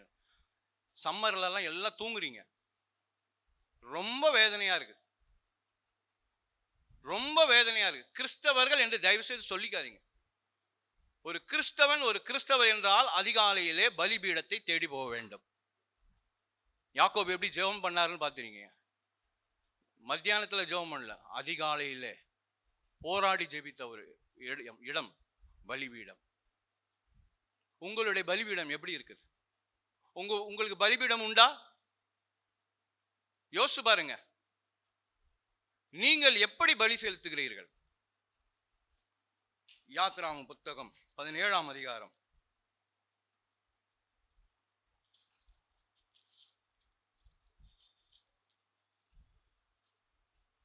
15ஆம் வசனம். யாத்ராகமம் 17:15. மோசே ஒரு பலிபீடத்தை கட்டினார். யெகோவா நிசி என்று பெயர். மோசே போதும். எல்லாரும் பலிபீடம் கட்டுறாங்க அப்படின்னா இது ரொம்ப முக்கியமா இருக்குல்ல. நீங்க வேதத்தை ஆராய்ந்து பாருங்க. வேதத்தை ஆராய்ந்து பார்த்தா பலிபீடம் உடனே கூகுள் பண்ணிடாதீங்க. ஏதாவது வேணும்னா உடனே கூகுள் பண்ண தயவு செய்து அந்த பழக்கத்தை விட்டுடுங்க. வேதத்தை தேடி தேடி பாருங்கள். மணிக்கணக்கில் உட்காருங்க வேதத்தை வச்சுட்டு. அது ஒரு பலிபீடம். இந்த பலிபீடத்திலே ஆண்டவருடைய வார்த்தை இருக்கிறது. கிறிஸ்தவர்கள் இன்றைக்கு மிகவும் மிகவும் சொற்ப நேரமே வேதத்தை வாசிக்கிறார்கள். எத்தனை பேர் இன்னைக்கு காலையில பைபிள் வாசித்து வந்தீங்க? கையெல்லாம் தூக்காதீங்க. ரொம்ப ஒரு தர்ம சங்கடமான ஒரு கேள்வி. ஏன்னா தூக்குனவங்க கை நல்லா இருக்கும், மற்றவங்கள ஒரு மாதிரி சோர்ந்து இருப்பாங்க. சண்டே லீவ் விடாதீங்க. பலிபீடத்தை தேடி போங்க. சாலமோன் ஒரு பலிபீடம் கட்டினார். 2 நாளாகமம் புத்தகம் 7ஆம் அதிகாரம் 7ஆம் வசனம். 2 நாளாகமம் 7:7. இதெல்லாம் மனப்பாடமா தெரியும். அந்த இடம் எந்த இடம் அது? கிறிஸ்தவர்களே, எந்த இடம் அது? பைபிளை திருப்பத்துக்கு இவ்வளவு நேரம் ஆகுது, அப்ப சொல்லலாம்ல.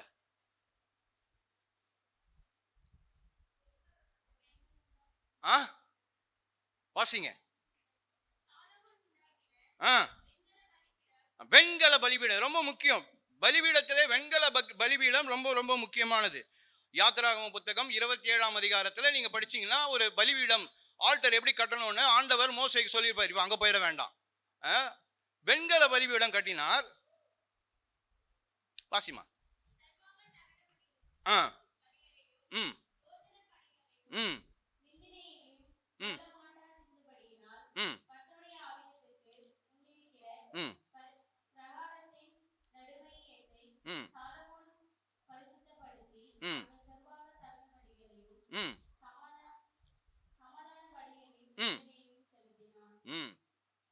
ஏழாம் வசனம் ஆரம்பத்தில் என்ன பண்றாரு?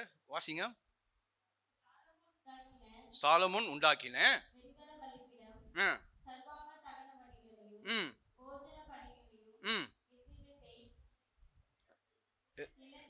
ஆ ஆ ம் ம் ஆ பரிசுத்தமாக்கும் இடம்தான் பலிபீடம். பாருங்க, இந்த பலிபீடத்தை குறித்து ரொம்ப உன்னிப்பா கவனிக்கணும். பரிசுத்தமாக்கும் இடம். எத்தனை முறை நம்ம ஒரு நாளைக்கு இல்லை ஒரு வாரத்துக்கு இல்லை இங்க வந்து பாவ மன்னிப்பு குறித்து சொல்லுவாங்க. கைகளினாலும் கண்களினாலும் எல்லாம் பாவம் செஞ்சோம். உணர்ந்து கேட்கிறோமா இல்லை சும்மா அது ஒரு வழிபாடின் ஒரு முறைமையாக மாறிவிட்டதா? முறைமையாக உண்மையா எத்தனை பேர் அழுது கேட்கிறீங்க, ஆண்டவரே என்னை மன்னியும். இயேசு இந்த உலகத்திலே வாழ்ந்த நாட்களிலே அவர் எப்படி ஜெபம் பண்ணாரா? உரத்த சத்தமாய் கண்ணீரோடு வேண்டுதல் செய்தான்னு வேதம் போடுகிறது. எப்படி ஜெபம் பண்ணார்? நம்ம எப்படி ஜெபம் பண்றோம்? ரொம்ப அசால்ட்டா போறோம்.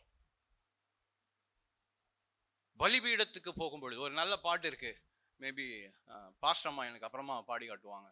பலிபீடத்தில் எந்தன் பரனே படைக்கிறேனே இந்த வேளை, அடியேனை திருசித்தம் போல ஆண்டு வழி நடத்தும். கல்வாரியிலே அந்த பாட்டு ரொம்ப ரொம்ப பழைய பாட்டு. படைக்கிறோம், நம்ம இங்க வரும்பொழுதெல்லாம் நம்மை நாம் படைக்கிறோம். ஏன் எனக்கு பரிசுத்த ஆவி கிடைக்கவில்லை என்ற கேள்வி எல்லாருக்கும் இருக்குது. பரிசுத்தப்படுத்தப்படவில்லை. Holiness is very very important. சும்மா எல்லாருக்கும் பரிசுத்த ஆவி வந்துடாதுங்க. ஒரு பாத்திரம் அது நிரம்பணும்னா அது வந்து ஆயத்தப்படுத்தப்பட வேண்டும், கான்சிக்ரேட் பண்ணுவோம். அதனால யோசுவா என்ன பண்ணுவாரு? யோசுவாக்கு ஆண்டவர் சொல்வார், நாளைக்கு நான் உங்க இடத்த கொடுக்குறேன், நீ முன்பு போய் என்ன பண்ண, அவங்கள என்ன பண்ணணும்? அந்த பரிசுத்தப்படுத்து. ஆண்டவருடைய சுதந்திரம், ஆண்டவர் நமக்கு ஏதாவது சுதந்திரம் நம்ம முதல்ல ஹோலியா இருக்கணும், பரிசுத்தமா இருக்கணும். இல்லைன்னா நடக்கவே நடக்க. நான் சொல்றேன், take it from me, you mark my words. உங்களுக்கு பரிசுத்த ஆவி வர வேண்டும் என்றால் அந்த உன்னத அனுபவம் கிடைக்க வேண்டும். உங்கள் பலிபீடம் செப்பனிடப்பட வேண்டும். இல்லைன்னா வராது. இன்னைக்கு உலகத்துல பாருங்களேன், நிறைய விஷயங்கள் மாறிக்கொண்டு இருக்கு. என்னெல்லாம் மாறிச்சுன்னு ஒரே ஒரு ஆதாரத்தை உங்களுக்கு நான் சொல்றேன். ஆஹாஸ் அப்படின்ற ஒரு ராஜாவை பத்தி நம்ம பார்க்க போறோம். அது 2 இடத்துல இருக்கும். 1 நாளாகமம் 28ஆம் அதிகாரம், அதையும் எடுத்துக்கோங்க.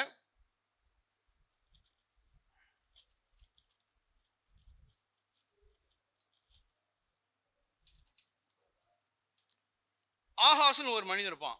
அவனை பத்தி இன்னொரு இடத்துலையும் போட்டிருக்கோம். அது யாருன்னு நீங்க சொல்லுங்களேன், எந்த பார்க்கலாம், நீங்க கண்டுபிடிக்கிறீங்களான்னு. ஆஹாஸை பத்தி. சரி, பரவாயில்ல. 2 ராஜாக்களின் புத்தகம் 16ஆம் அதிகாரம் எடுத்துக்கோங்க. இந்த ஆகாஸ் வந்து ஒரு பலிபீடத்தை பற்றி பேசுறான், கற்றான். அதை தான் நம்ம பார்க்க போறோம். இப்படி பல பலிபீடங்கள் கட்டப்படுது. வெண்கல பலிபீடம், அதுதான் மோசேக்கு ஆண்டவர் சொன்ன. இதெல்லாம் கொஞ்சம் தூக்கம் வரமா இருந்தா என்ன பண்ணுங்க, பக்கத்துல தண்ணி இருந்தா குடிச்சுக்கோங்க, இல்லைன்னா பக்கத்துல தூங்குறவங்க பார்த்தீங்கன்னா தட்டி எழுப்பி விடுங்க.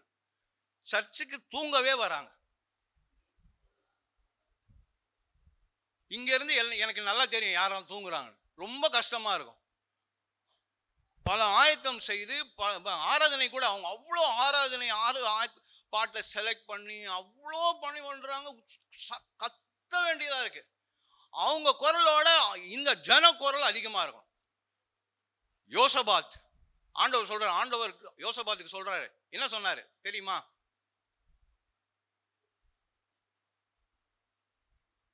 எல்லாம் அவங்க கண்ணை பார்த்தாலே தெரியுது, தெரியல. ஆராதனை பண்ண சொல்ல. பெரிய ராஜா, எல்லாம் பலம் இருக்கு. இன்னைக்கு என்ன தெரியுமா, எல்லாருக்கும் எல்லாம் தெரியும், ஆனா வர்ஷிப் பண்ண தெரியாது. போன்ல என்ன பண்ணணுமோ தருவாங்க, இன்ஸ்டால தெரியும், அதை போடு இதை போடு எல்லாம். ஒரு 10 நிமிஷம் வந்து ஆராதனை பண்ணுன்னா ஆராதனை பண்ண தெரியாது. 5 நிமிஷம் ஜோம் பண்ணு, ஆன்லைன் பிரேயருக்கு வாங்க, நைட் எல்லாம் ஜோம் பண்ணலாம், வரமாட்டாங்க. இதை காட்டில் இதெல்லாம் பண்ணலாம், எப்படி பரிசுத்த ஆவி கிடைக்கும்? அன்றைக்கு 120 பேருக்கு பரிசுத்த ஆவி கிடைச்சுன்னா அவங்க காத்து இருந்தாங்க.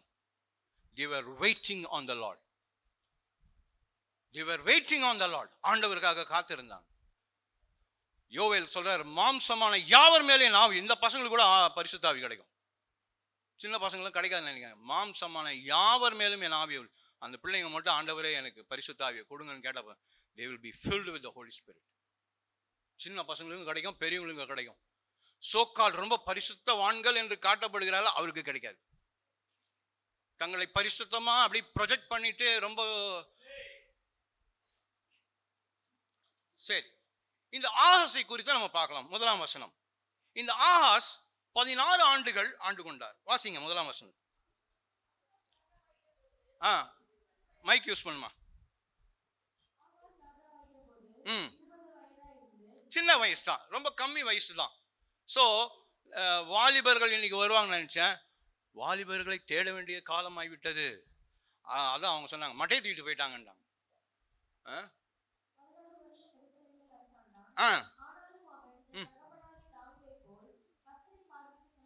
கர்த்தருடைய பார்வைக்கு அவன் செம்மையானதை செய்யவே இல்லை.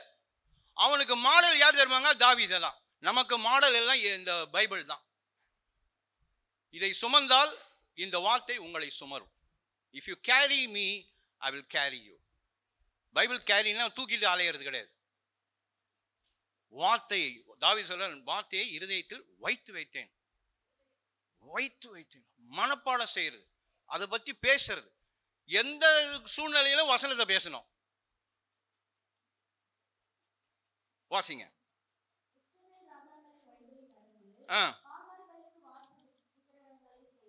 என்ன பண்ணாம பாகாலுக்கு இன்னைக்கு நிறைய, இப்போ இதுல கொஞ்சம் ட்விஸ்ட் வைப்பேன் நான் பின்னாடி.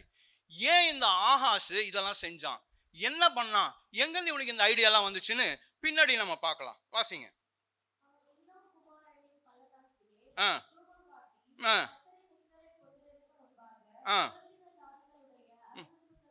அருவருப்பின்படியே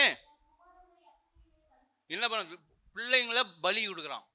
யாரு இவன்? ஒரு யூதா ராஜா. இவனுக்கு மாடல் எங்கிருந்து வந்து? இன்னைக்கு கிறிஸ்தவர்களாகிய நீங்களும் நானும் யாரை பின்பற்றுகிறோம்? யார் உங்களோட ரோல் மாடல்? உங்களுக்கு முன் மாதிரி யாரு? அப்படியா? வெரி குட், பிரைஸ் காட், ரொம்ப சந்தோஷம். ஆனால் இந்த ஆகாஸ் என்ன பண்றான்? பலி செலுத்தும், பிள்ளைகளை பலி செலுத்துறான். இன்னைக்கு நம்ம பிள்ளைகளை பலி செலுத்துறதுன்னா என்ன அர்த்தமா? பிள்ளைங்களை யாரும் வெட்டுறது இல்லை, பிள்ளைகளை அவங்க போக்கில் விட்டுறது. ஒன்று ஓவர் செல்லம், இல்லை ஓவர் கண்டிப்பு. பாருங்க, இன்றைக்கு நீங்கள் யாரா இருக்கிறீர்களோ எதனால தெரியுமாங்க? உங்களுடைய வளர்ப்பினாலே தான், வேற ஒன்றும் கிடையாது. இந்த சர்ச் சரியில்லை, ஸ்கூல் சரியில்லை, அவன் சேர்றது சரியில்லை, அதெல்லாம் ஒண்ணுதான். ஆனால் பெற்றோர்கள் பிள்ளைகளை எப்படி வளர்க்கிறீர்கள்? இப்ப நிறைய, எத்தனை பெற்றோர்கள் இருக்கீங்க? எத்தனை பிள்ளைகள் இங்க இருக்கீங்க? 2-3 வாரம் முன்னாடி ஹரியோட அப்பாவை நாங்க பார்த்தோம். அவன் எப்படிங்க பார்த்துக்கோங்க அப்படின்னாரு. போறாருங்க அவரு, கோமதி அவங்க கிட்ட விட்டுட்டோம், அவங்க பார்த்துப்பாங்க அவரை அப்படின்னு சொல்றாங்க. அவரு பையன் நல்லா இருப்பான் அப்படின்னு சொல்றாரு. நான் டீட்டெயிலா சொல்ல, சும்மா 1-2 மட்டும் சொல்றேன். அவர்களுடைய பிள்ளைகள் வளர்ப்பு பெற்றோர்கள் கையில் இருக்கிறது. இந்த ஆகாசு என்ன பண்ற? அவங்க அப்பா அம்மா மாதிரி பண்ணல. தாவீது தான் அவங்க அப்பா அப்படின்னு டைரக்டா அப்பா இல்ல, அவனை வளர்த்த விதம் சரியில்லாதனால பலி செலுத்துக, பிள்ளைய பலி செலுத்துக்கிறான். அப்புறம் என்ன பண்றான்?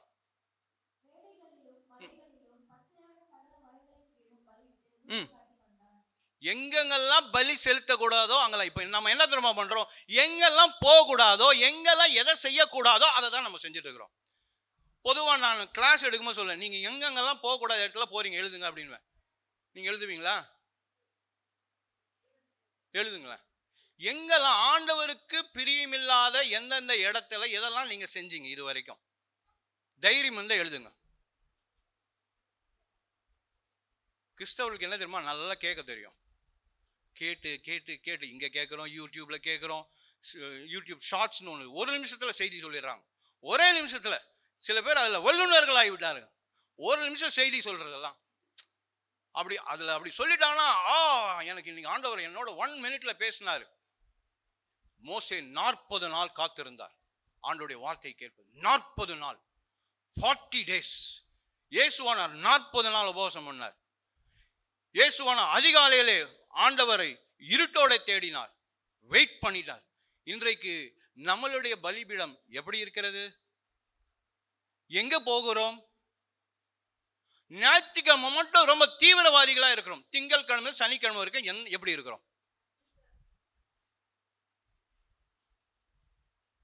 சற்று யோசித்து பாருங்க, எங்க போகிறோம்? உங்கள் கிராமங்கள்லாம் போய் பார்த்தேன் நான். எனக்கு உண்மையா சொல்றேங்க, நான்லாம் போனா ஒண்ணுமே பண்ண முடியாது. ஆனா நீங்க போனீங்கன்னா கலக்கிடுவீங்க. உண்மைக்கு சொல்றேன், நான் பார்த்தது, என் கண்ணால பார்த்து. நீங்க போனீங்கன்னா உங்கள் கிராமம் உங்கள் கையில. உங்கள் கிராமமாகிய பலிபீடத்தை செப்பனிடுங்கள். உங்களுக்கு ஆண்டவர் கொடுத்திருக்கிறார்ல, பரலூர், மேமாத்தூர், இந்த பக்கம் சித்தூர், அது உள்ள சாத்தியம், இதுல எல்லாம் செப்பனிடுங்கள். பலியை அங்கெல்லாம் பலி செப்பனிடுங்க. சிஸ்டர் இருக்கிறாங்க. உங்களுடைய கிராமத்தை செப்பனிடுங்கள். இல்லைன்னா இப்படிதான் நடக்கும். வாசிங்க தொடர்ந்து.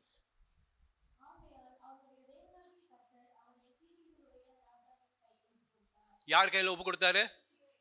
அசிரியர் கையில ஒப்பு கொடுத்தாரு. அசிரியர்கள் யாரு? ஆண்டவரை அறியாதவர்கள். பாருங்க, நீங்க உங்க பலிபீடத்தை செப்பனிடலாம், உங்களை ஆண்டவர் அசிரியர்கள் கையில ஒப்பு கொடுத்து. இன்னைக்கு அதான் நடக்குது. தெரியுமா? நான் டைரக்டா சொல்ல முடியாது. உங்களுக்கு புரிஞ்சிச்சுன்னா, புரிந்தவர்கள் பாக்கியவான்கள். நாம் அசிரியர் கையில ஒப்பு கொடுக்கப்படுவோம். என்ன நடக்குது பாருங்க. ஒப்பு கொடுத்தாரு. இந்த ஆகாசு யார ஆண்டவர் என்ன பண்றாரு? சரியில்லை, அசிரியர் கையில ஒப்பு கொடுத்துட்டாரு. என்ன நடக்குது அதுக்கப்புறம்?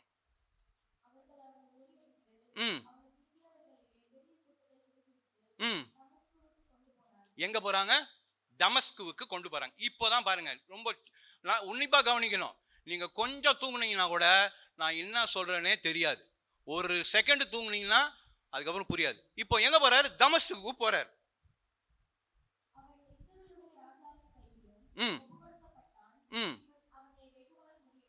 ஓகே, 10ஆம் வசனம் வாசிங்க. 10, 11 வேகமா சத்தமா.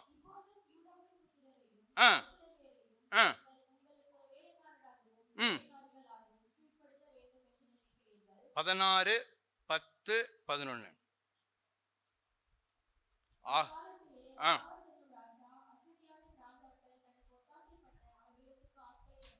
அனுப்பினான்.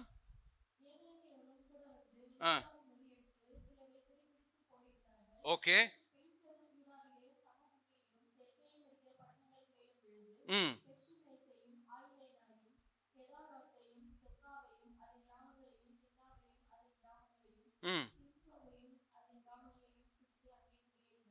11ஆம் வசனம் 2 ராஜாக்கள் 16, 11. 2 ராஜாக்கள் 16, 11. ஆகாஸ்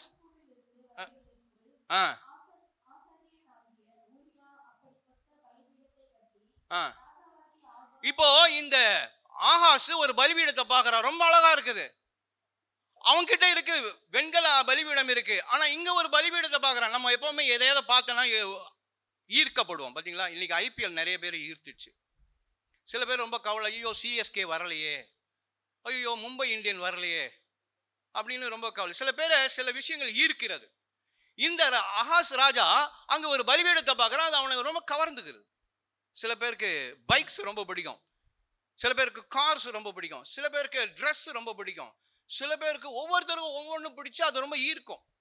சில பேருக்கு ஒயின் ஷாப் பக்கத்தில் போனாலே வாசனையும் ஈர்க்கும். சில பேர் பைக்கு நேரம் அங்கே போகுதுன்னு சொல்லுவாங்க. ஒருத்தர் சொல்றாரு, ஏன் குடிக்கிறீங்க? என்னன்னே தெரியலங்க, பைக்கு நேரம் அங்கே தாங்க போகுது அப்படின்றாரு. அப்படிதான் இங்க ஆகாசு அங்க இப்போ ஒரு பலிபீடத்தை பார்க்கிறார், அது ஈர்க்கிறது அவரை. என்ன பண்றாரு பாருங்க, வாசிங்க 11.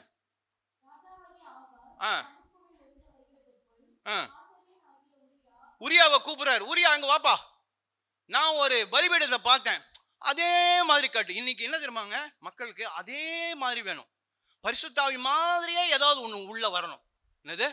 பரிசுத்தாவி மாதிரியே உள்ள. நீங்க நிறைய ஏமாத்திட்டு உள்ள உட்கார்ந்து இருக்குது. செக் பண்ணிக்கோங்க, உள்ள இருக்குது பரிசுத்தாவியா இல்லைன்னு கொஞ்சம் செக் பண்ணிக்கோங்க. அது மாதிரியே இருக்கும் பலிபீடம். பாருங்களேன், அவனுக்கு அந்த பலிபீடம் பார்த்த உடனே, ஓ இந்த பலிபீடம் மாதிரி நமக்கும் வேணும். பாருங்க, வெண்கல பலிபீடம் மாதிரி ஒன்றும் உண்டாக்கவே. ஏன் வெண்கல பலிபீடம் ரொம்ப முக்கியம்? யாத்திராகமம் 27, 1, 2, 8 படிக்காதீங்க. என்ன அதுல முக்கியம் சொல்லுங்க, சத்தமா சொல்லுங்க சிஸ்டர், சத்தமா சொல்லுங்க. என்னம்மா? அந்த பலிபீடத்தை ஆண்டவர் தான் சொல்லி கொடுத்தாரு எப்படி கட்டணும்னு. வாசிங்க 27:1. இங்க ஒரு விரல் வச்சுக்கோங்க. யாத்திராகம் 27:1. அந்த புத்தகம்லாம் யாரும் வாசிக்க மாட்டாங்க. யாத்திராகம் முதல் பகுதி, லேவியராம் புத்தகம் படிக்கவே மாட்டோம். அதெல்லாம் நான் இப்போ தான் படிச்சு நிற்கிறேன். சத்தமா யாத்திராகம் 27:1. ஆஹா ஆ ஆ யார் கொடுக்குறா? இந்த பலிபீடம் ஆண்டவரே இன்ஸ்ட்ரக்ஷன் கொடுக்குறாரு. இப்போ இங்க ஆகாஸ் ராஜா உரியாக்கு கொடுக்குறாரு இன்ஸ்ட்ரக்ஷன். ஆண்டவரோட இடத்த இவர் எடுத்துக்கிறார். யாரு? ஆகாஸ். இன்னைக்கு நிறைய பேர் ஆண்டவர் இடத்துல நிற்கிறார். என்னை வந்து கேளுங்க, எந்த பிரச்சனையும் என்ன வந்து கேளு, நான் பார்த்துக்கிறேன். நிறைய பேர் ஆண்டவர் ஆயிடுறாங்க இன்னைக்கு, தெரியுமா? they become God. Brother sister, என்ன ப்ராப்ளமா என்கிட்ட சொல்லுங்க, நான் பார்த்துக்கிறேன். நீங்க யாரும் கவலைப்படாதீங்க. இன்னைக்கு ஆகாஷ் மாதிரி நிறைய பேர் இருக்கிறோம். என்ன ப்ராப்ளம் தானே என்ன பாங்க. இப்போ ஆகாஷ் என்ன பண்றான்? உரியா எடுத்து சொல்றான், ஏப்பா உரியா அங்க வாப்பா, நான் அங்கே ஒரு பலிபீடம் பார்த்தேன், அதே மாதிரி கட்டு. ஆண்டவர் கொடுத்தது ஆண்டவர் இடத்துல இவர் உட்கார பார்க்குறாரு. தயவுசெய்து ஆண்டவர் இடத்த எடுத்துக்காதீங்க. Don't ever go to the place of God. ஆண்டவர் இடத்த போய் உட்காந்துக்காதீங்க. நீங்களா இருக்கணும். அவங்கவுங்க அபிஷேகத்தில் அப்படி இருக்கணும்.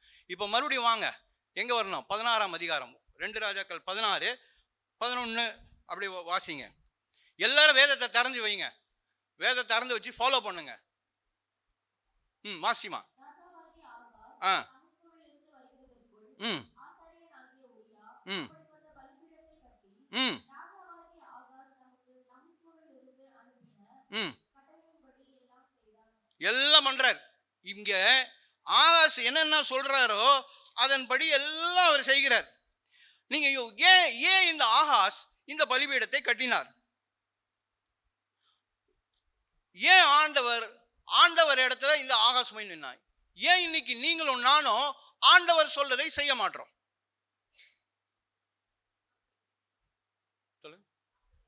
பார்த்துக்கலாம். ஒரு தேவ பயம் இல்லாமல் போச்சு. இந்த ஆகாஷ்க்கு கடவுள் பயம் இருந்தன்னா பலிபீடத்தை செய்ய சொல்லியிருப்பானா? என்ன ஒரு தைரியம் இருக்கும் பாருங்களேன். ஆகாஷ் ஆண்டவருடைய பலிபீடத்தை கட்டுற அளவுக்கு அவர் பெரிய ஆள் ஆயிட்டார். இந்த ஆகாஷுடைய வீழ்ச்சியெல்லாம் பயங்கரமா இருக்கும். இந்த ஆகாஷ் ஒரு பலிபீடத்தை அவன் டிராயிங் போட்டு கொடுக்குறான். பைபிளில் போடல, அவன் டிராயிங் போட்டு இப்படி பண்ணு அந்த மாதிரி. இது யாருடைய பலிபீடம்? இது அந்நிய தேவர்களுடைய அசிரியர்கள் வச்சிருக்கிற பலிபீடத்தை இப்போ என்ன பண்றான் தெரியுமா? பின்னாடி படிக்கும்போது 2 பலிபீடம் இருக்கு. ஒன்று ஆண்டவர் கொடுத்த பலிபீடம், வெண்கல பலிபீடம். இன்னொன்று அசிரியர்கள் கொடுத்த பலிபீடம். அந்த மாடல் கட்டுறான். இன்னைக்கு நம்முடைய வாழ்க்கையிலும் 2 பலிபீடம் வச்சிருக்கிறோம். ஒன்று உலகத்தில் இருக்கிற மாதிரியே வாழணும்னு ஒரு ஆசை. இன்னொன்று ஆண்டவருக்கு பிரியமா வாழவே முடியாதுங்க. அப்படி வாழ்ந்தா ஆண்டவருக்காக வாழ், இல்லைன்னா your choice. 2 பலிபீடம் வச்சுட்டு நம்ம சுத்திட்டு. அதனால தான் பார்த்தீங்களா, சண்டே வந்தால் நம்ம பவர்ஃபுல்லாக இருப்போம். உச்சி போய் அடிச்சு நொறுக்கி ஸ்பீக்கர் எல்லாம் காலி பண்ணிட்டு வந்துடுவோம். திங்கள் இருந்து சனிக்கிழமை வரைக்கும் எப்படி இருக்கிறோம்?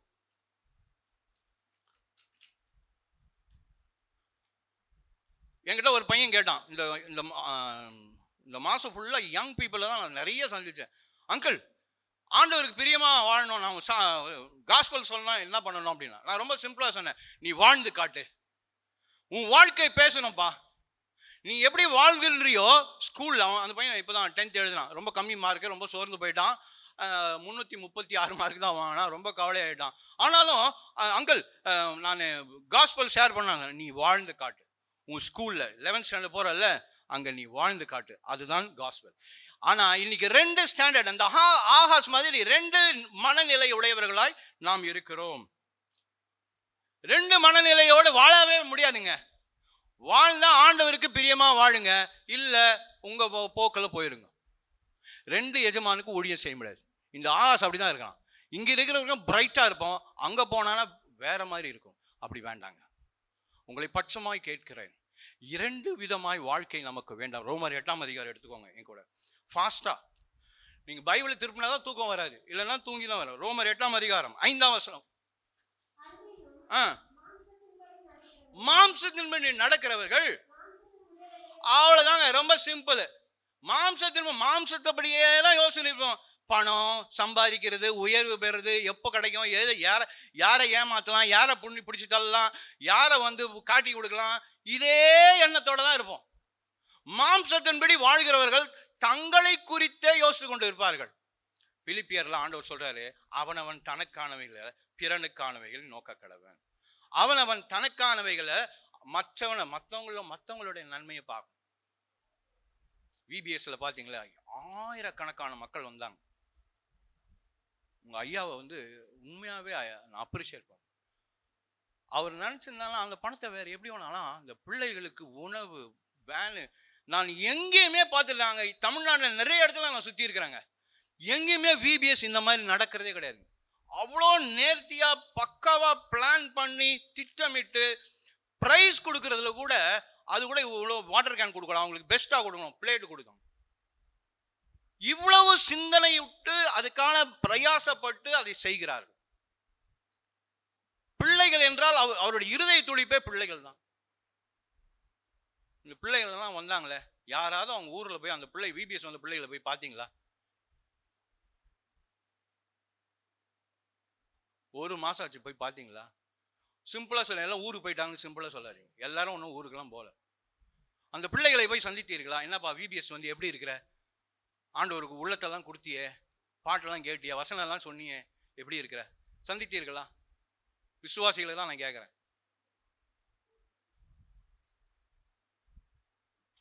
சந்திச்சீர்களா? என்னப்பா கால் பண்ணி பேசு, பரவாயில்ல. அட்லீஸ்ட் அவரு மற்றவங்கள விதைக்கப்பட்டிருக்கு, தண்ணி சொன்னாங்கல்ல, தண்ணி ஊற்றணும், எல்லாத்துக்குமே ஒரு மீனிங் இருக்குங்க. அவங்க சொன்னாங்கன்னா எல்லாம் தீர்க்க தரிசன வார்த்தைகள். தீர்க்க தரிசனம்னா எனக்கு வரணும், நான் நல்லா இருக்கணும், நம்ம கார் வாங்கணும், வீடு வாங்கணும், நல்லா இருக்கணும், அது மட்டும் தீர்க்க தரிசனம் இல்லை. வார்த்தை பேசுகிறதே அது கூட விளைவிச்சிங்களா? தண்ணியாவது ஊத்துனீங்களா? விபிஎஸ் பிள்ளைகளுக்கு தண்ணி ஊத்துனீங்களா?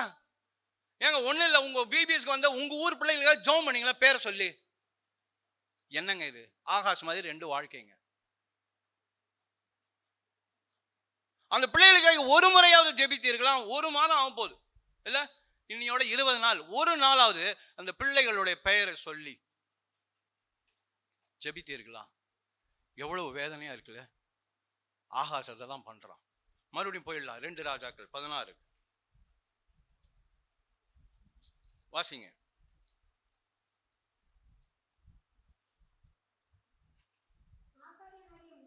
12 வந்த பொழுது பார்த்து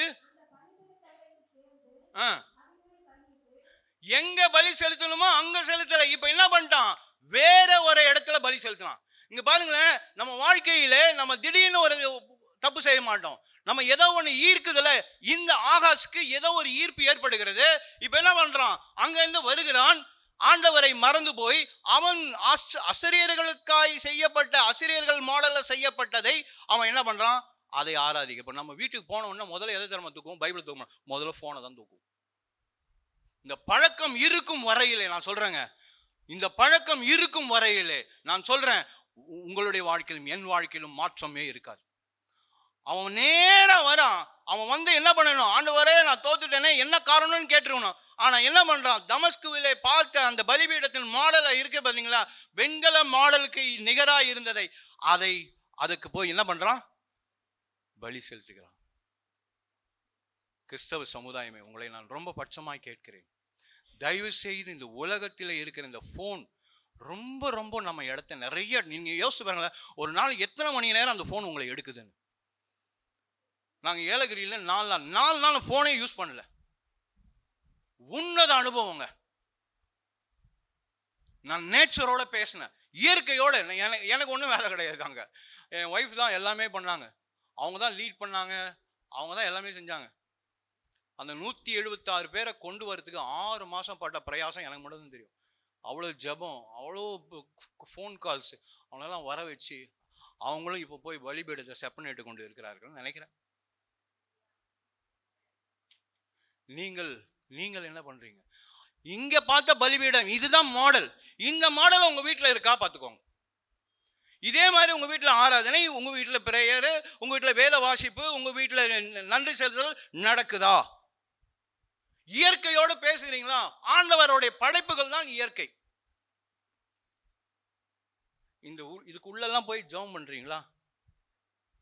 ஆண்டவரே இதெல்லாம் நல்லா வளரணும், நாற்று நடுறாங்க, எனக்கு ஒன்றும் தெரியாது, வெறும் எனக்கு அரிசி மட்டும் தான் தெரியும், இப்போதான் பார்க்குறேன், ஓ இப்படி தான் வருவோம். எவ்வளோ அந்த சேரில் நின்று விவசாயிகள்னா என்னன்னு நான் இப்போதான் முறையாக நான் பார்க்குறேன். இது வரைக்கும் எனக்கு தெரியாது. அது போகட்டும். நீங்கள் உங்கள் பலிபீடத்தை எப்படி பாருங்க, மாடல் என்ன வச்சிருக்கீங்க? இன்றைக்கு உங்கள் நேரம் பாருங்க. இந்த ஆஸ்க்கு எது முக்கியமா போச்சு? இப்போ அந்த அசிரியர்கள் மாடல் தான் அவனுக்கு முக்கியமா போச்சு. இன்றைக்கு நமக்கு எது ரொம்ப முக்கியம்? உங்க எழுதிக்கோங்க உங்க நோட்ல, எது ரொம்ப முக்கியமா இருக்குது உங்களுக்கு? போனா, இல்ல உங்களுடைய பணமா, உங்க பதவியா? எது உங்களுக்கு ரொம்ப முக்கியமா இருக்கு? எது முக்கியமோ அதை தான் நீங்கள் ஆராதனை செய்வீர்கள். ஆண்டவர் முக்கியம்னா ஆண்டவரை ஆராதனை செய்வோம். இந்த ஆஸ் வந்த உடனே என்ன பண்றார்? வாசிங்கம்மா தொடர்ந்து. ம் ம் ம் ம்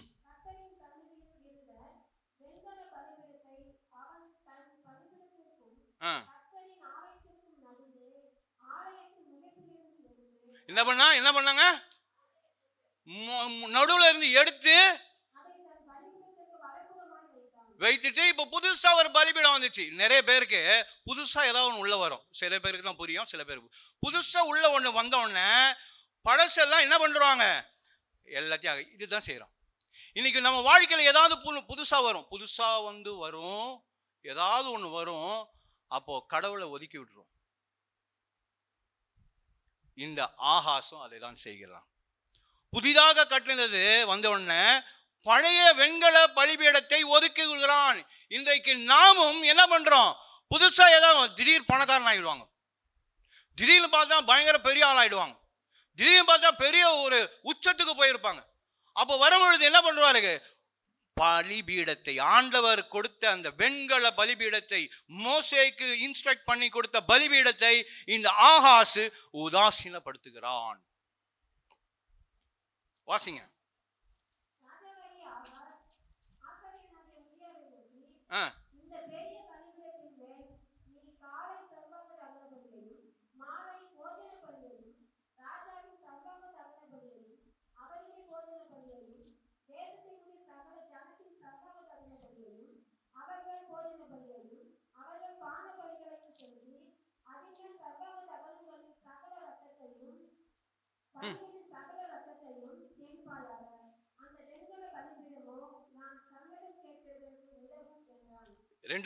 ரெண்டு நாலாம் புத்தகம் 28ஆம் அதிகாரம் 1-2 வசனம். இவனுக்கு இந்த பலிபீடம் ரொம்ப முக்கியமாச்சு. நம்ம வாழ்க்கையிலே ஆண்டவருடைய இடத்தை எது பிடிக்குது? பரிசுத்தாவி உங்களிடத்துல வரும்பொழுது நீங்கள் பலன் அடைவீர்கள். சகல இடங்களும் சாட்சி. இப்ப சாட்சி போச்சு. பரிசுத்தாவி இருக்க வேண்டிய இடத்துல வேற ஏதாவது இருந்தாலும் உங்களுக்கு சாட்சி போயிடும். நீங்கள் இருக்கிற இடத்துல உங்களை யாரும் மதிக்க மாட்டாங்க.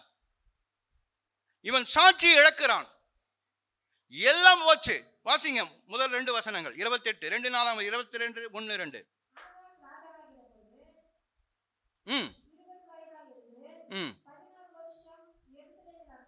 16 வருஷம் தவறாய் ஒரு மனிதன் ஒரு தேசத்தை நடத்தினான். 20 வயசு கம்மி வயசுல அவன் போயிட்டான். 16 வருஷம் அந்த மக்களை தவறாக. இன்றைக்கு நீங்களும் நானும் தவறான பலிபீடத்தை தேடுவதனாலே அநேகரை தவறான பாதையிலே நாம் நடத்துகிறோம். புரியுதுங்களா? நான் பேசுறது புரியுதா? சில பேர் கொஞ்சம் புரியல, என்னடா பலிபீடன்றான் இதுன்றான், ஒன்றும் புரியல. பரவாயில்ல, சோத்திரம். வாசிங்க 2ஆம் வசனம்.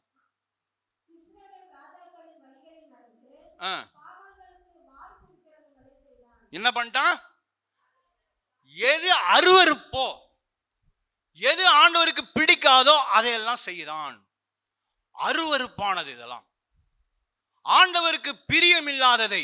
பாருங்க, உங்களுக்கு ஆண்டவராகிய இயேசு தெய்வம்னா இயேசு ஃபாலோ பண்ணு. ஒரு வாழ்க்கை அது ஆண்டவருக்கு, ரெண்டு மாதிரி ரெண்டு ரெண்டு பலிபீடத்தை வச்சுட்டு ஓடிட்டு இருக்காதீங்க. இதுவா இதுவா இதுவா இதுவா இதுவான்னு. ஆண்டவரை ஏற்றுக்கொள்ளும் போது என்ன சொன்னீங்க சொல்லுங்க? என்ன சொன்னீங்க? ஆண்டவரை முதலாக ஆண்டவரை உங்கள் வாழ்க்கையில ரட்சகரா ஏற்றுக்கொள்ளும் பொழுது என்ன சொன்னீங்கன்னு யோசிச்சு பாருங்க. இன்னைக்கு என்ன பண்றீங்க? எத்தனை வருஷம் ஆண்டவர் 16 வருஷம் ஆகாஷ் வந்து தப்பா நடத்துறான். நீங்க ஆண்டவர் ஏத்துக்கிட்டு இன்னி வரைக்கும் எவ்வளவு வருஷம் ஆச்சு? எப்படி இருக்குது உங்க வாழ்க்கை?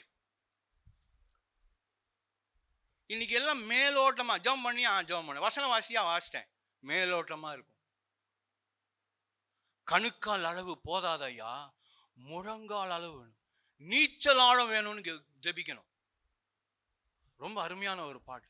கணுக்கால் அளவு போதாதையா, முழங்கால் அளவு போதாதையா, மூழ்கி மூழ்கி அப்படி இருக்கணும். நம்ம எப்படி இருக்கணுமா? இன்னும் மேலோட்டமா மேலே இருக்கிறோம். 3ஆம் வசனம்.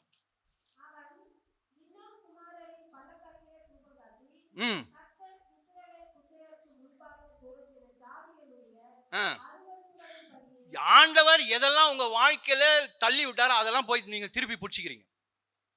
எது நிறைய பேர் என்ன பண்ணீங்க? உட்கார்ந்து எதெல்லாம் நீங்க விட்டீங்களோ அதெல்லாம் போய் அதை பிடிச்சிட்டு பின்னாடி போயிட்டு இருக்கீங்க. செக் பண்ணி பாருங்க, உங்க வாழ்க்கையை செக் பண்ணி பாருங்க, உங்க வாழ்க்கையை சோதித்து பாருங்கள், செக் பண்ணி பாருங்க. எதை நான் ஆண்டவரை ஏத்துக்கும் போது விட்டனோ அதை நான் பிடித்து கொண்டு இருக்கிறேனா? Check your life. உங்க வாழ்க்கையை சோதித்து பாருங்க.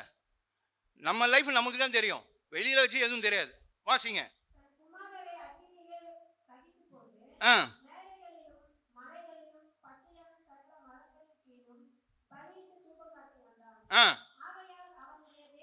ஆகையால் என்ன பண்ணாரு?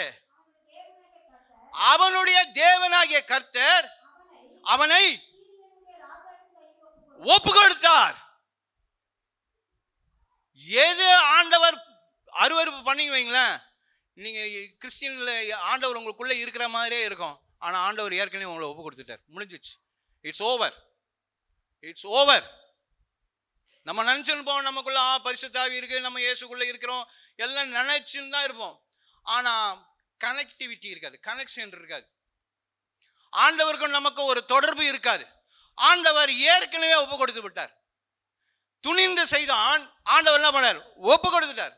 எல்லாரும் அந்த வசனத்தை கொஞ்சம் வாசிங்களேன். 5ஆம் வசனம் எல்லாரும் வாசிங்க. 2 நாளாகவும் 28:5 வாசிங்க.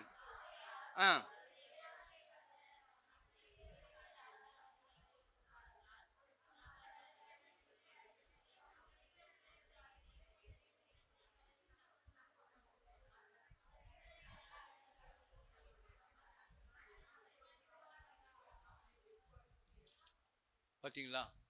எப்பவும் நடந்துராத பெரிய சடுதியாக ஹெவி கேஷுவலிட்டி. ஆங்கிலத்தில் போட்டு நிறைய, தமிழ்ல என்ன போட்டிருக்கு?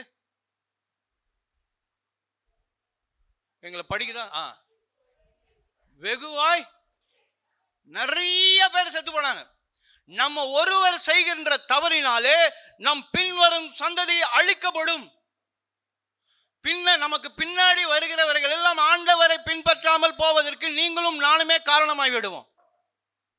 இன்றைக்கு நீங்க சரியில்லைன்னா உங்களுடைய பிள்ளைகளின் பிள்ளைகளின் பிள்ளைகள் ஆண்டவருடைய வழியை விட்டு வெகுவாய் வெகுவாய் போய்விடுவாங்க.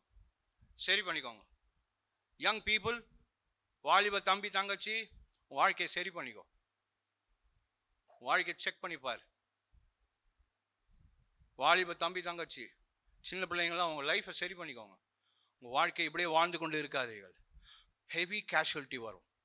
நான் பயமுறுத்தலை. ஹெவி கேஷுவலிட்டினா ஆண்டோடைய வாசனை இல்லாமல் போயிடும். நான் போன வாரம் ஒரு ஆய்வு பண்ணிட்டு இருந்தேன். கிறிஸ்தவம் பின்னடைவில் இருக்கிறதா? கிறிஸ்தவம் இன்றைய உலக அளவில் கிறிஸ்தவம் பின்னடைவில் இருக்கிறது. காரணம் என்ன தெரியுமாங்க? நீங்களும் நானும் தான். இன்னைக்கு நீங்களும் நானும் தான் உலகிலே கிறிஸ்தவ சதவீதம். ஒரு காலத்துல கிறிஸ்தவம் 50-60 உலக அளவில் நான் பேசுறேன். இன்றைக்கு வெறும் 29.17% தான் கிறிஸ்தவர்கள். There's a big decline in Christianity. கிறிஸ்தவத்திலே பெரிய பின்னடைவு ஏற்படுகிறது. ஏனென்றால் 2 பலிபீடம், 2 நினைவோடு குந்தி நடக்கிறோம். ரெண்டு வேணும். நம்மளுக்கு என்ன தெரியுமாங்க? ஆண்டவரும் வேணும், உலகமும் வேணும். தீர்மானம் எடுங்கள். செல்போன் பயன்படுத்துறவர்கள்லாம் நீங்களாம் தீர்மானங்க. எல்லாம் ரொம்ப நல்லது தான், ஆனால் பெரிய அழிவை கொண்டு வர போகிறது. செல்போன் நம்மளுக்கு ரொம்ப சௌகரியத்தை நிறைய கொடுத்துருக்கு, நல்ல விஷயம்தான். அதை நான் அதை யூஸ் பண்ணக்கூடாதுன்னு சொல்ல, ஆனால் எப்படி பயன்படுத்துகிறோம் என்பதுதான் முக்கியம். எவ்வளவு நேரம் பயன்படுத்துகிறோம் என்றுதான் முக்கியம். அது உங்களுடைய பலிபீடத்தை அழித்துவிடும். அந்த பலிபீடத்துக்கு போக முன்னாடி செல்போன் என்கிற பலிபீடத்துக்கு போயிருக்கோம். எல்லாரையும் ஈர்க்க சக்தி அதுக்கு இருக்கு. எல்லா வயதினரையும் ஈர்க்கக்கூடிய அந்த ஆசை ஈர்த்தது பார்த்தீங்களா? அதே மாதிரிதான் இன்றைக்கு செல்போன் உங்களை ஈர்க்கும். அது ரொம்ப அழகாக இருக்கிறது, ரொம்ப சௌகரியமா இருக்கு, பார்க்கிறதுக்கு கவர்ச்சியா இருக்கிறது.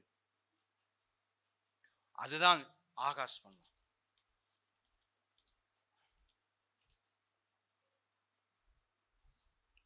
என்ன நடக்குது பாருங்க. 2 நாளாகவும் 28, 24, 25 வாசிங்க. ஆகாஷ்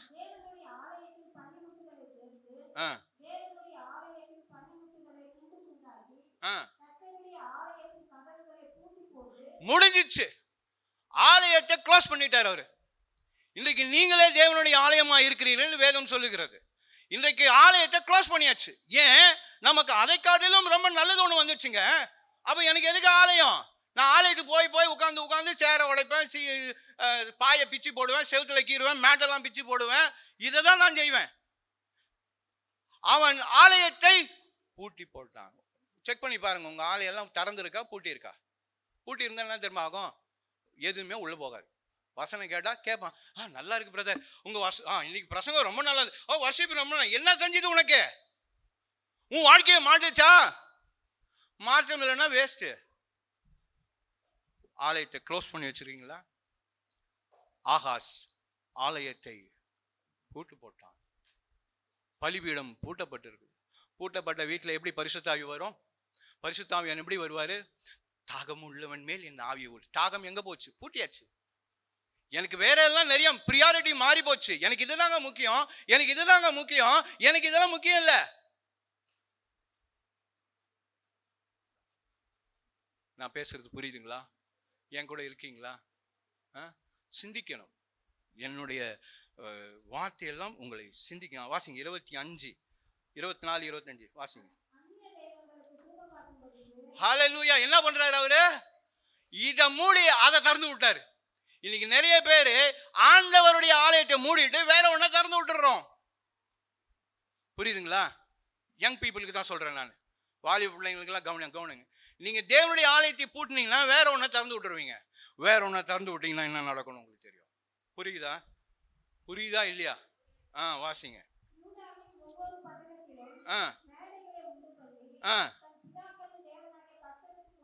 கோபம் ஊட்டினான். இப்ப பாருங்க, ஆலயத்தை 3 நாள் சரி அதோட விட்டானா, இப்ப ஆண்டவருக்கு கோபம் ஊட்டுகிறான் ஆகாஷ். ஏன் தெரியுமா? நம்மளுக்கு என்ன எங்க சொல்லி கொடுத்தாங்க? ஆண்டவராக இயேசு அன்புள்ளவர், கிருபையுள்ளவர். ஆமா, அதுல சந்தேகமே இல்லை. ஆனால் ஆண்டவருக்கு கோபம் வந்துச்சுன்னா என்ன ஆகணும் உங்களுக்கு தெரியாதுல்ல? நீங்க மட்டும் கோபப்படுவீங்களா? ஆனா ஆண்டவர் கோபப்படக்கூடாதான்.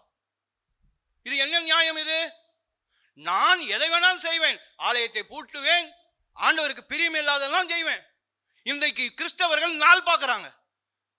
கல்யாணம்னா முதல்ல என்ன பண்ண? தை மாசம் பண்ணலாங்க, சித்திரை மாசம் பண்ணலாங்கன்றாங்க. கிறிஸ்தவர்களே, நாள் பார்த்து கொண்டு இருக்கிறீர்களா? நேரம் காலம் பார்த்து பண்ண முடிக்கிறாங்க வேலைய. நீங்கள் பிறந்த நாள் அதுக்கு கூட போய் பார்த்துருவாங்க. இந்த டைம் என்ன நட்சத்திரம் பாரு.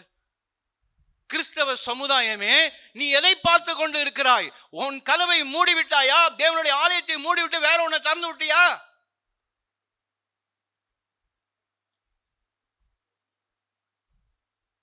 ஆகாஷ் அதுதான் செஞ்சான். புரியுதுங்களா? நான் சொல்றது விளங்குதா இல்லையா? விளங்குது. திருப்பி வாசிங்க, அப்பதான் விளங்கும். அந்நிய பாருங்க, தூபம் காட்டுறதுனா எதெல்லாம் ஆண்டவருக்கு பிடிக்காதா அதை தான் போட்டுக்கு காமிச்சுன்னு இருப்போம். செல் சுவாயா நமஹா, அதை தான் காமிச்சுன்னு இருப்போம். எதுக்கு காட்டணும்? இங்க வந்து ஆண்டவர் ஆராதனை பண்ணா பாடவும் சில பேர்லாம் பாடுறது பாத்தீங்களா, லிப் மூமெண்ட் தான் கொடுப்போம். இன்றைக்கு ஆகாசம் செய்ததை தான் நாம் செய்து கொண்டு இருக்கிறோம். ஆண்டவருக்கு பிரியமில்லாததை தான் நாம் வணங்கி ஆராதனை பண்ணி கொண்டு இருக்கிறோம். உங்களை நீங்களே யோசிப்போம், உங்களை எதை ரொம்ப இழுக்குது, அதை தான் நீங்க ஆராதனை பண்ணுவீங்க. இயேசு உங்களை கவர்ந்தால் என்ன தெரியுமா, ஆராதனை பாட்டு மியூசிக்கே இருக்கக்கூடாது. சுதித்து ஏஞ்சி நின்று கையை தூக்கி ஆவியில நிரம்பி எல்லாம் அப்படிதான் இருக்கணும். 120 பேர் அப்படிதானே இருந்தாங்க. அவங்க இருந்த இடம் அசைந்தது, அவங்க அசையல, இருந்த இடம் தான் அசைஞ்சதுன்னு பைபிள் போட்டிருக்குது. இடி போல வந்துச்சு. எங்க மைக்கு போடுறாங்க, ஸ்பீக்கர் இந்த பக்கம் ஒரு ஸ்பீக்கர், இவ்வளோ சவுண்டு கொடுத்தோம்.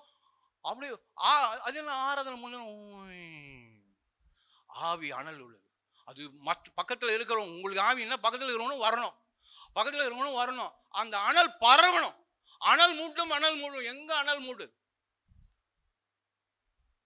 ஏனென்றால் ஆலயம் மூடப்பட்டு இருக்கிறது. உன் ஆலயம் மூடப்பட்டு இருக்கிறவன் ஆண்டவருடைய அபிஷேகம் வராது. நீ பழசதான் செஞ்சுனே இருப்ப. நீ சொல்லுவ, என்ன என்னால விடவே முடியாது. ஏன் உன்னால பழக்க வழக்கங்களை மாற்ற முடியவில்லை? ஏனென்றால் உன் இருதயமாக ஆலயம் பூட்டப்பட்டிருக்கு. நீ வேற எதையோ தூபம் காட்டி. நான் சொல்றது விளங்குதாங்க? நான் சொல்றது விளங்குதா? விளங்குதுன்னா சொல்லுங்க. விளங்குதாங்க? தலையாவது ஆட்டுங்க. அப்படியே உட்கார்ந்துருக்கீங்களா? எனக்கு புரியல. என்ன அவன் மற்ற தேவர்களுக்கு என்ன பண்ணிட்டு இருந்தான்? இன்றைக்கு நீங்கள் எதுக்கு தூபம் காட்டிட்டு இருக்கிறீங்க? சில பேர் காசிப். உங்களுக்கு தெரியுமா, அந்த ஐயாக்கு காசு இவ்வளவு கொடுத்துட்டாங்களாம். என்ன உனக்கு எதுக்கு இதெல்லாம்? அந்த அம்மாவுக்கு இப்பதான் வந்தாங்க, அவங்களுக்கு நிறைய சம்பளம் கொடுத்துட்டாங்களாம். என்னெல்லாம் வந்து எப்படி பாக்குறாங்கன்னா, நான் வேலை செஞ்ச கம்பெனில அப்படிதான் பேசிப்பாங்க. சார் அந்த பொண்ணு இப்பதான் வந்து, அதுக்கு மட்டும் ஏன் சார் அதிகமா 100 ரூபாய் அதிகமா கொடுத்துட்டீங்க என்கிட்ட சண்டைக்கு வருவாங்க. நீ எதை தூபம் காட்டி கொண்டிருக்கிறாய்? மறுபடியும் வாசிங்க, அப்பதான் தூபம் காட்டுறதுனா என்னன்னு புரியும்.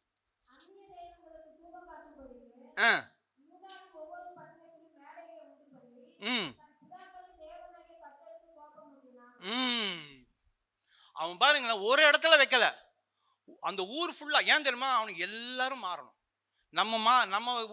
நம்ம யாருக்கெல்லாம் தூபம் காணும் எல்லாரையும் மாற்றி விட்டுறோம். ஃப்ரெண்ட்ஸ் கூட போவோம் பாருங்களேன். இப்போ எல்லாம் புது கிளாஸுக்கு போவீங்க. புது கிளாஸுக்கு போனோடனே என்ன பண்ணுவீங்க? நீங்கள் அவனை மாற்றணும், அவன் உங்களை மாற்றக்கூடாது. காலேஜுக்கு போகிறீங்களா, யாராவது நீங்கள் தான் அவங்கள மாற்றணும், அவங்க உங்களை மாற்றக்கூடாது. அவன் உங்களுக்கு தூபம் காட்டி முடிச்சிடக்கூடாது. ஆகாசம் நீங்கள் மாற்றணும், நீங்கள் ஆகாசம் மாறிடக்கூடாது. புரியுதுங்களா? தானியேல் ஒரு பலிபீடம் வச்சார். என்ன பலிபீடம் வச்சிருந்தாரு தானியேல்? பைபிள்ல திறக்காம சொல்லுங்க. ஜெபம் என்னும் பலிபீடம். prayer is an altar. உங்ககிட்ட இருக்குதா? கேள்வி நம்பர் 1. குடும்ப பலிபீடம். குடும்பமா ஜெபம் பண்றீங்களா? ஹலோ கிறிஸ்தவ குடும்பமே, நீங்க மட்டும் ரட்சிக்கப்பட்டா கூட பரவாயில்ல. நீங்களாவது, ஆண்டவரே எங்க அம்மா ரட்சிக்கப்படணும், எங்க அப்பா ரட்சிக்கப்படணும், எங்க தங்கச்சி எங்க அக்கா ரட்சிக்கப்படணும், ஜெபம் பண்றியா? ஃபேமிலி ஆல்டர் இருக்குதா இல்லையா? ஆகாசு ஒரு எச்சரிப்பு நமக்கு. அவன் 2 பலிபீடத்தை உண்டு பண்ணி ஆண்டவருக்கு பிரியமில்லாத செய்து அவன் அழிந்து போனான். இன்னைக்கு என்னென்ன பலிபீடம் இருக்குன்னு சொல்லி நான் முடிக்க போறேன். முதலாவது, மார்க் 5ஆம் அதிகாரம் 23. இந்த பலிபீடம் உங்கள் வீட்டில் இருக்கிறதா பாருங்க. வேகமா வாசிங்க. மார்க் 5:23. மத்தேயு 5. சாரி சிஸ்டர், சாரி மத்தேயு 5:23. பலிபீடத்தில் இன்னைக்கு காணிக்க போட போறீங்க. இன்னும் கொஞ்ச நேரத்தில் இல்ல, அப்படிதானே போட போறீங்க தானே? மாச கட்சிங்க காணிக்க இல்லைன்னு சொல்லாதீங்க. உன் பேரில் இங்க இருக்கிறவங்க யாராவது ஒருத்தர் பேசாம மூஞ்ச காமிச்சுன்னு இருந்தீங்கன்னா என்ன பண்ணணும்? அங்கே நினைவு கூர்ந்தால் அங்கேதானே பலிபீடத்தின் முன் காணிக்க போடாத. உனக்கும் இங்க உட்கார்ந்து இருக்கிறவங்களுக்கோ இல்ல உங்க வீட்டுல இருக்கிறவங்களுக்கோ ஏதாவது பிரச்சனை, சண்டை போட்டுட்டு நீங்க வந்துக்கிற, நான் என் வீட்டுக்காரர் கூட பேச மாட்டேன், என் அம்மா கூட பேச மாட்டேன், அப்பா கூட பேச மாட்டேன், அந்த மாதிரி இருந்தேன்னா நீ காணிக்க போடாத. பைபிள் என்ன சொல்லுது? முன்பு நீ என்ன பண்ணு, பலிபீடத்தில் முன்னாடி வச்சுட்டு சகோதரனோட சகோதரியோட, எங்க அண்ணனை பார்த்தாலே பிடிக்கலங்க, என் தங்கச்சியை பார்த்தாலே பிடிக்கல, முதல்ல நீ ஒப்புரவாகு. ஒப்புரவாகுதலின் பலிபீடம் வேண்டும். Reconciliation alter.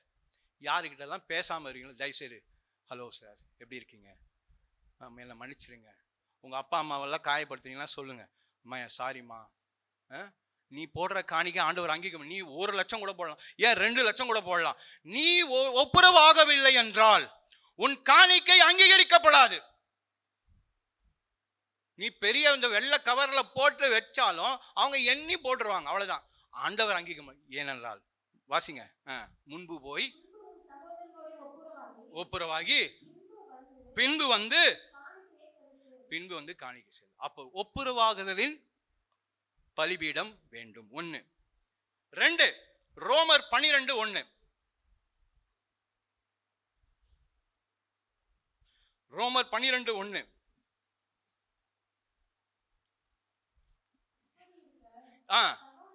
சகோதரரே, பரிசுத்தமும் வேண்டும் என்று சரீரத்தை பலியாக கொடுக்கணும். என்னத்தை கொடுக்கணும்? உன் சரீரம், உன் வெட்டிக்கெல்லாம் வேண்டாம். என்ன அப்படின்னா என்ன அர்த்தம் சொல்லுங்களேன், சபை மக்கள் சொல்லுங்க.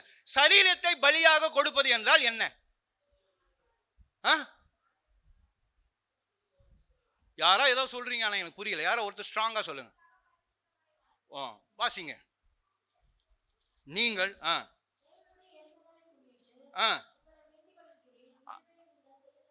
புத்தியுள்ள ஆராதனை என்றால் என்ன தெரியுமாங்க? அடுத்த வசனம் கிளீனா உங்களுக்கு எக்ஸ்பிளைன் பண்ணும். 2ஆம் வசனம். புத்தியுள்ள ஆராதனை என்றால் என்ன? 2ஆம் வசனம், நீங்கள் இந்த பிரபஞ்சத்துக்கு ஒத்த வேஷம் தெரியாமல், இந்த உலகத்துல இருக்கிறவங்க, நானும் சீரியல் பார்ப்பேன், நானும் அதை பண்ணுவேன், அவங்களும் அப்படி பண்றாங்க, நானும் பண்ணுவேன், நானும் பொட்டு வச்சுப்பேன், நானும் பூ வச்சுப்பேன், நானும் அதை பண்ணுவேன், நானும் இதை பண்ணுவேன், நானும் இதை பண்ணுவேன், நானும் எது பண்ணுவேன், எல்லா உலகத்துல என்னென்னலாம் செய்யறாங்களோ அது எல்லாம் நான் செய்வேன்.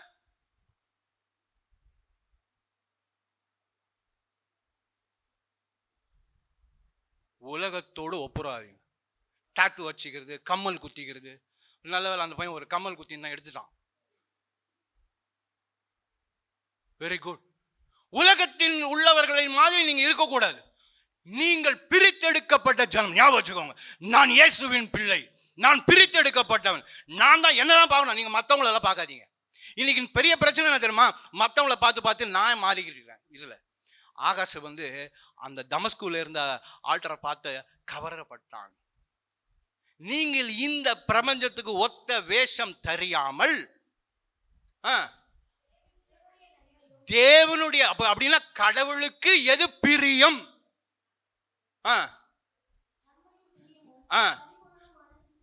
அவருடைய சித்தம் என்னதென்று பகுத்து அறியணும். இயேசுவுக்கு எது சித்தம்? பரிசுத்தமாய் இருப்பதுதான் தேவனுடைய சித்தம். தெசலோனிக்கே புத்தகத்தில் போய் வாசிங்க, நான் குறிப்பு சொல்ல மாட்டேன். தெசலோனிக்கே புத்தகத்திலே தேவனுடைய சித்தம் என்ன தெரியுமாங்க? பரிசுத்தமாய் வாழ்வது.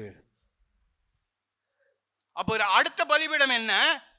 நான் என்னையே பலி கொடுக்கணும்னாங்க. என்ன பண்ணாங்க? பரிசுத்தமான வாழ்க்கை. எல்லா பாவம் செஞ்சுட்டு இங்க உள்ளே வரக்கூடாது, துணிகரமாய் உள்ள வரக்கூடாது. ஆகாஷ் துணிகரமாய் செய்தான். இன்னைக்கு துணிகரமாய் மாறிக்கொண்டு இருக்கிறோம், சமுதாயமாய் மாறி தைரியமாய் எதை வேணா செஞ்சுட்டு, ஆண்டவர் வந்து ஞாயிற்றுக்கிழமை காலையில் அந்த அக்கா பாவ மன்னிப்பு ஜபம் சொல்லுவாங்க, நான் சொல்லி சரி பண்ணிக்கிட்டு நான் வந்துடுவேன் ஆலயத்துக்கு. துணிகரமாய் பாவம் செய்யாதீங்க. உனக்கு தெரியுது, மனசாட்சி தெரியுதா தப்புனா விட்டுரு, சும்மா திணித்துப்பி வாசிங்க. மறுரூபம் பாடுகிறேன்.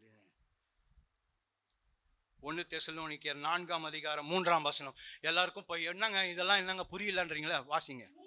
நீங்கள் பரிசுத்தம் உள்ளவர்களாக இருக்க வேண்டும் என்பதே என்னதுங்க? என்ன தேவனுடைய சித்தம் என்னதுங்க? என்னதுங்க? எல்லாம் சத்தமா சொல்லுங்க. யாரு? நான் பரிசுத்தமா இருக்குதான் தேவ சித்தம். அதுதான் ஜீவ பலியாக ஒப்பு கொடுப்பது. துணிகரமாய் பாவம் செய்து ஆண்டவருடைய பலிபீடத்துக்கு முன்பாக வரவே கூடாது. யோசுவா காலத்துல ஒருத்தர் பாவம் செஞ்சாரு. என்ன ஆச்சுங்க? அவன் பேர் என்னங்க?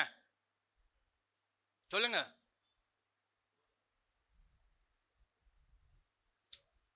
யார் அது? சத்தமா சொல்லுங்க, பேர் சொல்லுங்க. பார்த்தீங்களா, மறந்துட்டீங்க. புஷ்பா சிஸ்டர் சொல்லுங்க.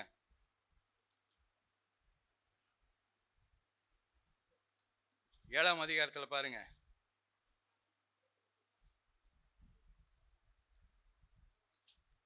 யார் அந்த ஆளு?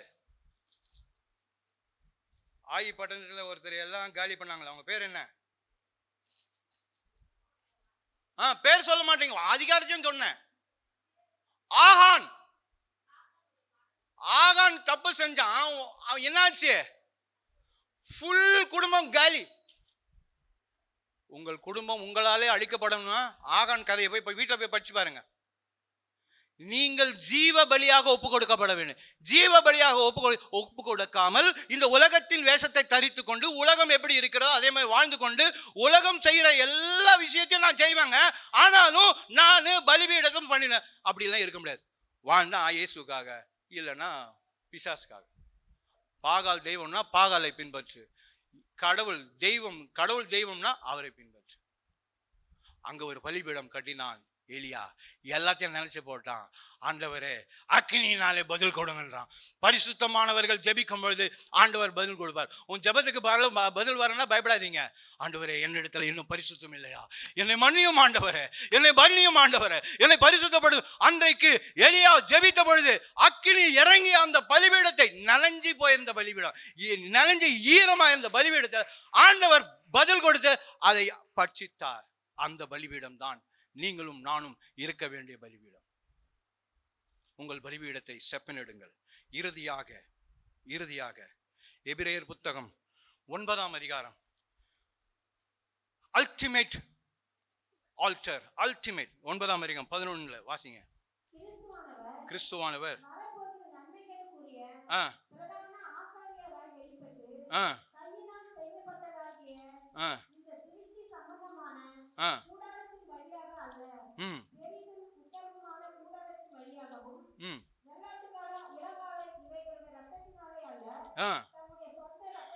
தன்னுடைய சொந்த சரீரம், தன்னுடைய சொந்த ரத்தத்தை சிந்தி பலிபீடத்திற்கு மாதிரியாக நமக்கு காண்பித்துட்டு போனார். இயேசு கிறிஸ்து செய்த பலி என்னது எதுக்கு தெரியுமாங்க? நீங்களும் நானும் நம்மளுடைய பலிபீடத்தை செப்பனிட்டு அவரை போல வாழ வேண்டும் என்றுதான் அவர் நமக்கு முன்மாதிரியாக வச்சிருக்கிறார். நம்முடைய வாழ்க்கை எப்படி இருக்கிறது? உங்களுடைய வாழ்க்கை யோசிச்சு பாருங்க. பாஸ்டர்மா நம்ம ஜபத்தில் நடத்தும் பொழுது ஒருவேளை ஆண்டவரே நான் ரொம்ப தப்பு செஞ்சுட்டேன்னா தயவு செய்து முன்னாடி வாங்க. இன்றைக்கு உங்களுடைய பலிபீடத்தை செப்பனிடுகிற நாளாக இருக்கட்டும். நீங்க செப்பனிடு ஆண்டவரோட சீரியஸா, சும்மா எல்லாரும் வராதிங்க. உண்மையாகவே ஆண்டவரே என் வாழ்க்கையிலே நான் 2 ஆகாசை போல 2 வாழ்க்கை வாழ்ந்துடுகிறேன். இன்றைக்கு என் பலிபீடத்தை இந்த பலிபீடமாகி உம்முடைய திருச்சபையிலே நான் அர்ப்பணிக்கிறேன் என்று நீங்கள் சொல்வீர்கள் என்றார். ஓடி வாங்க. என்னை காண்பவரே, தீனம் காப்பவரே, என்னை காண்பவரே,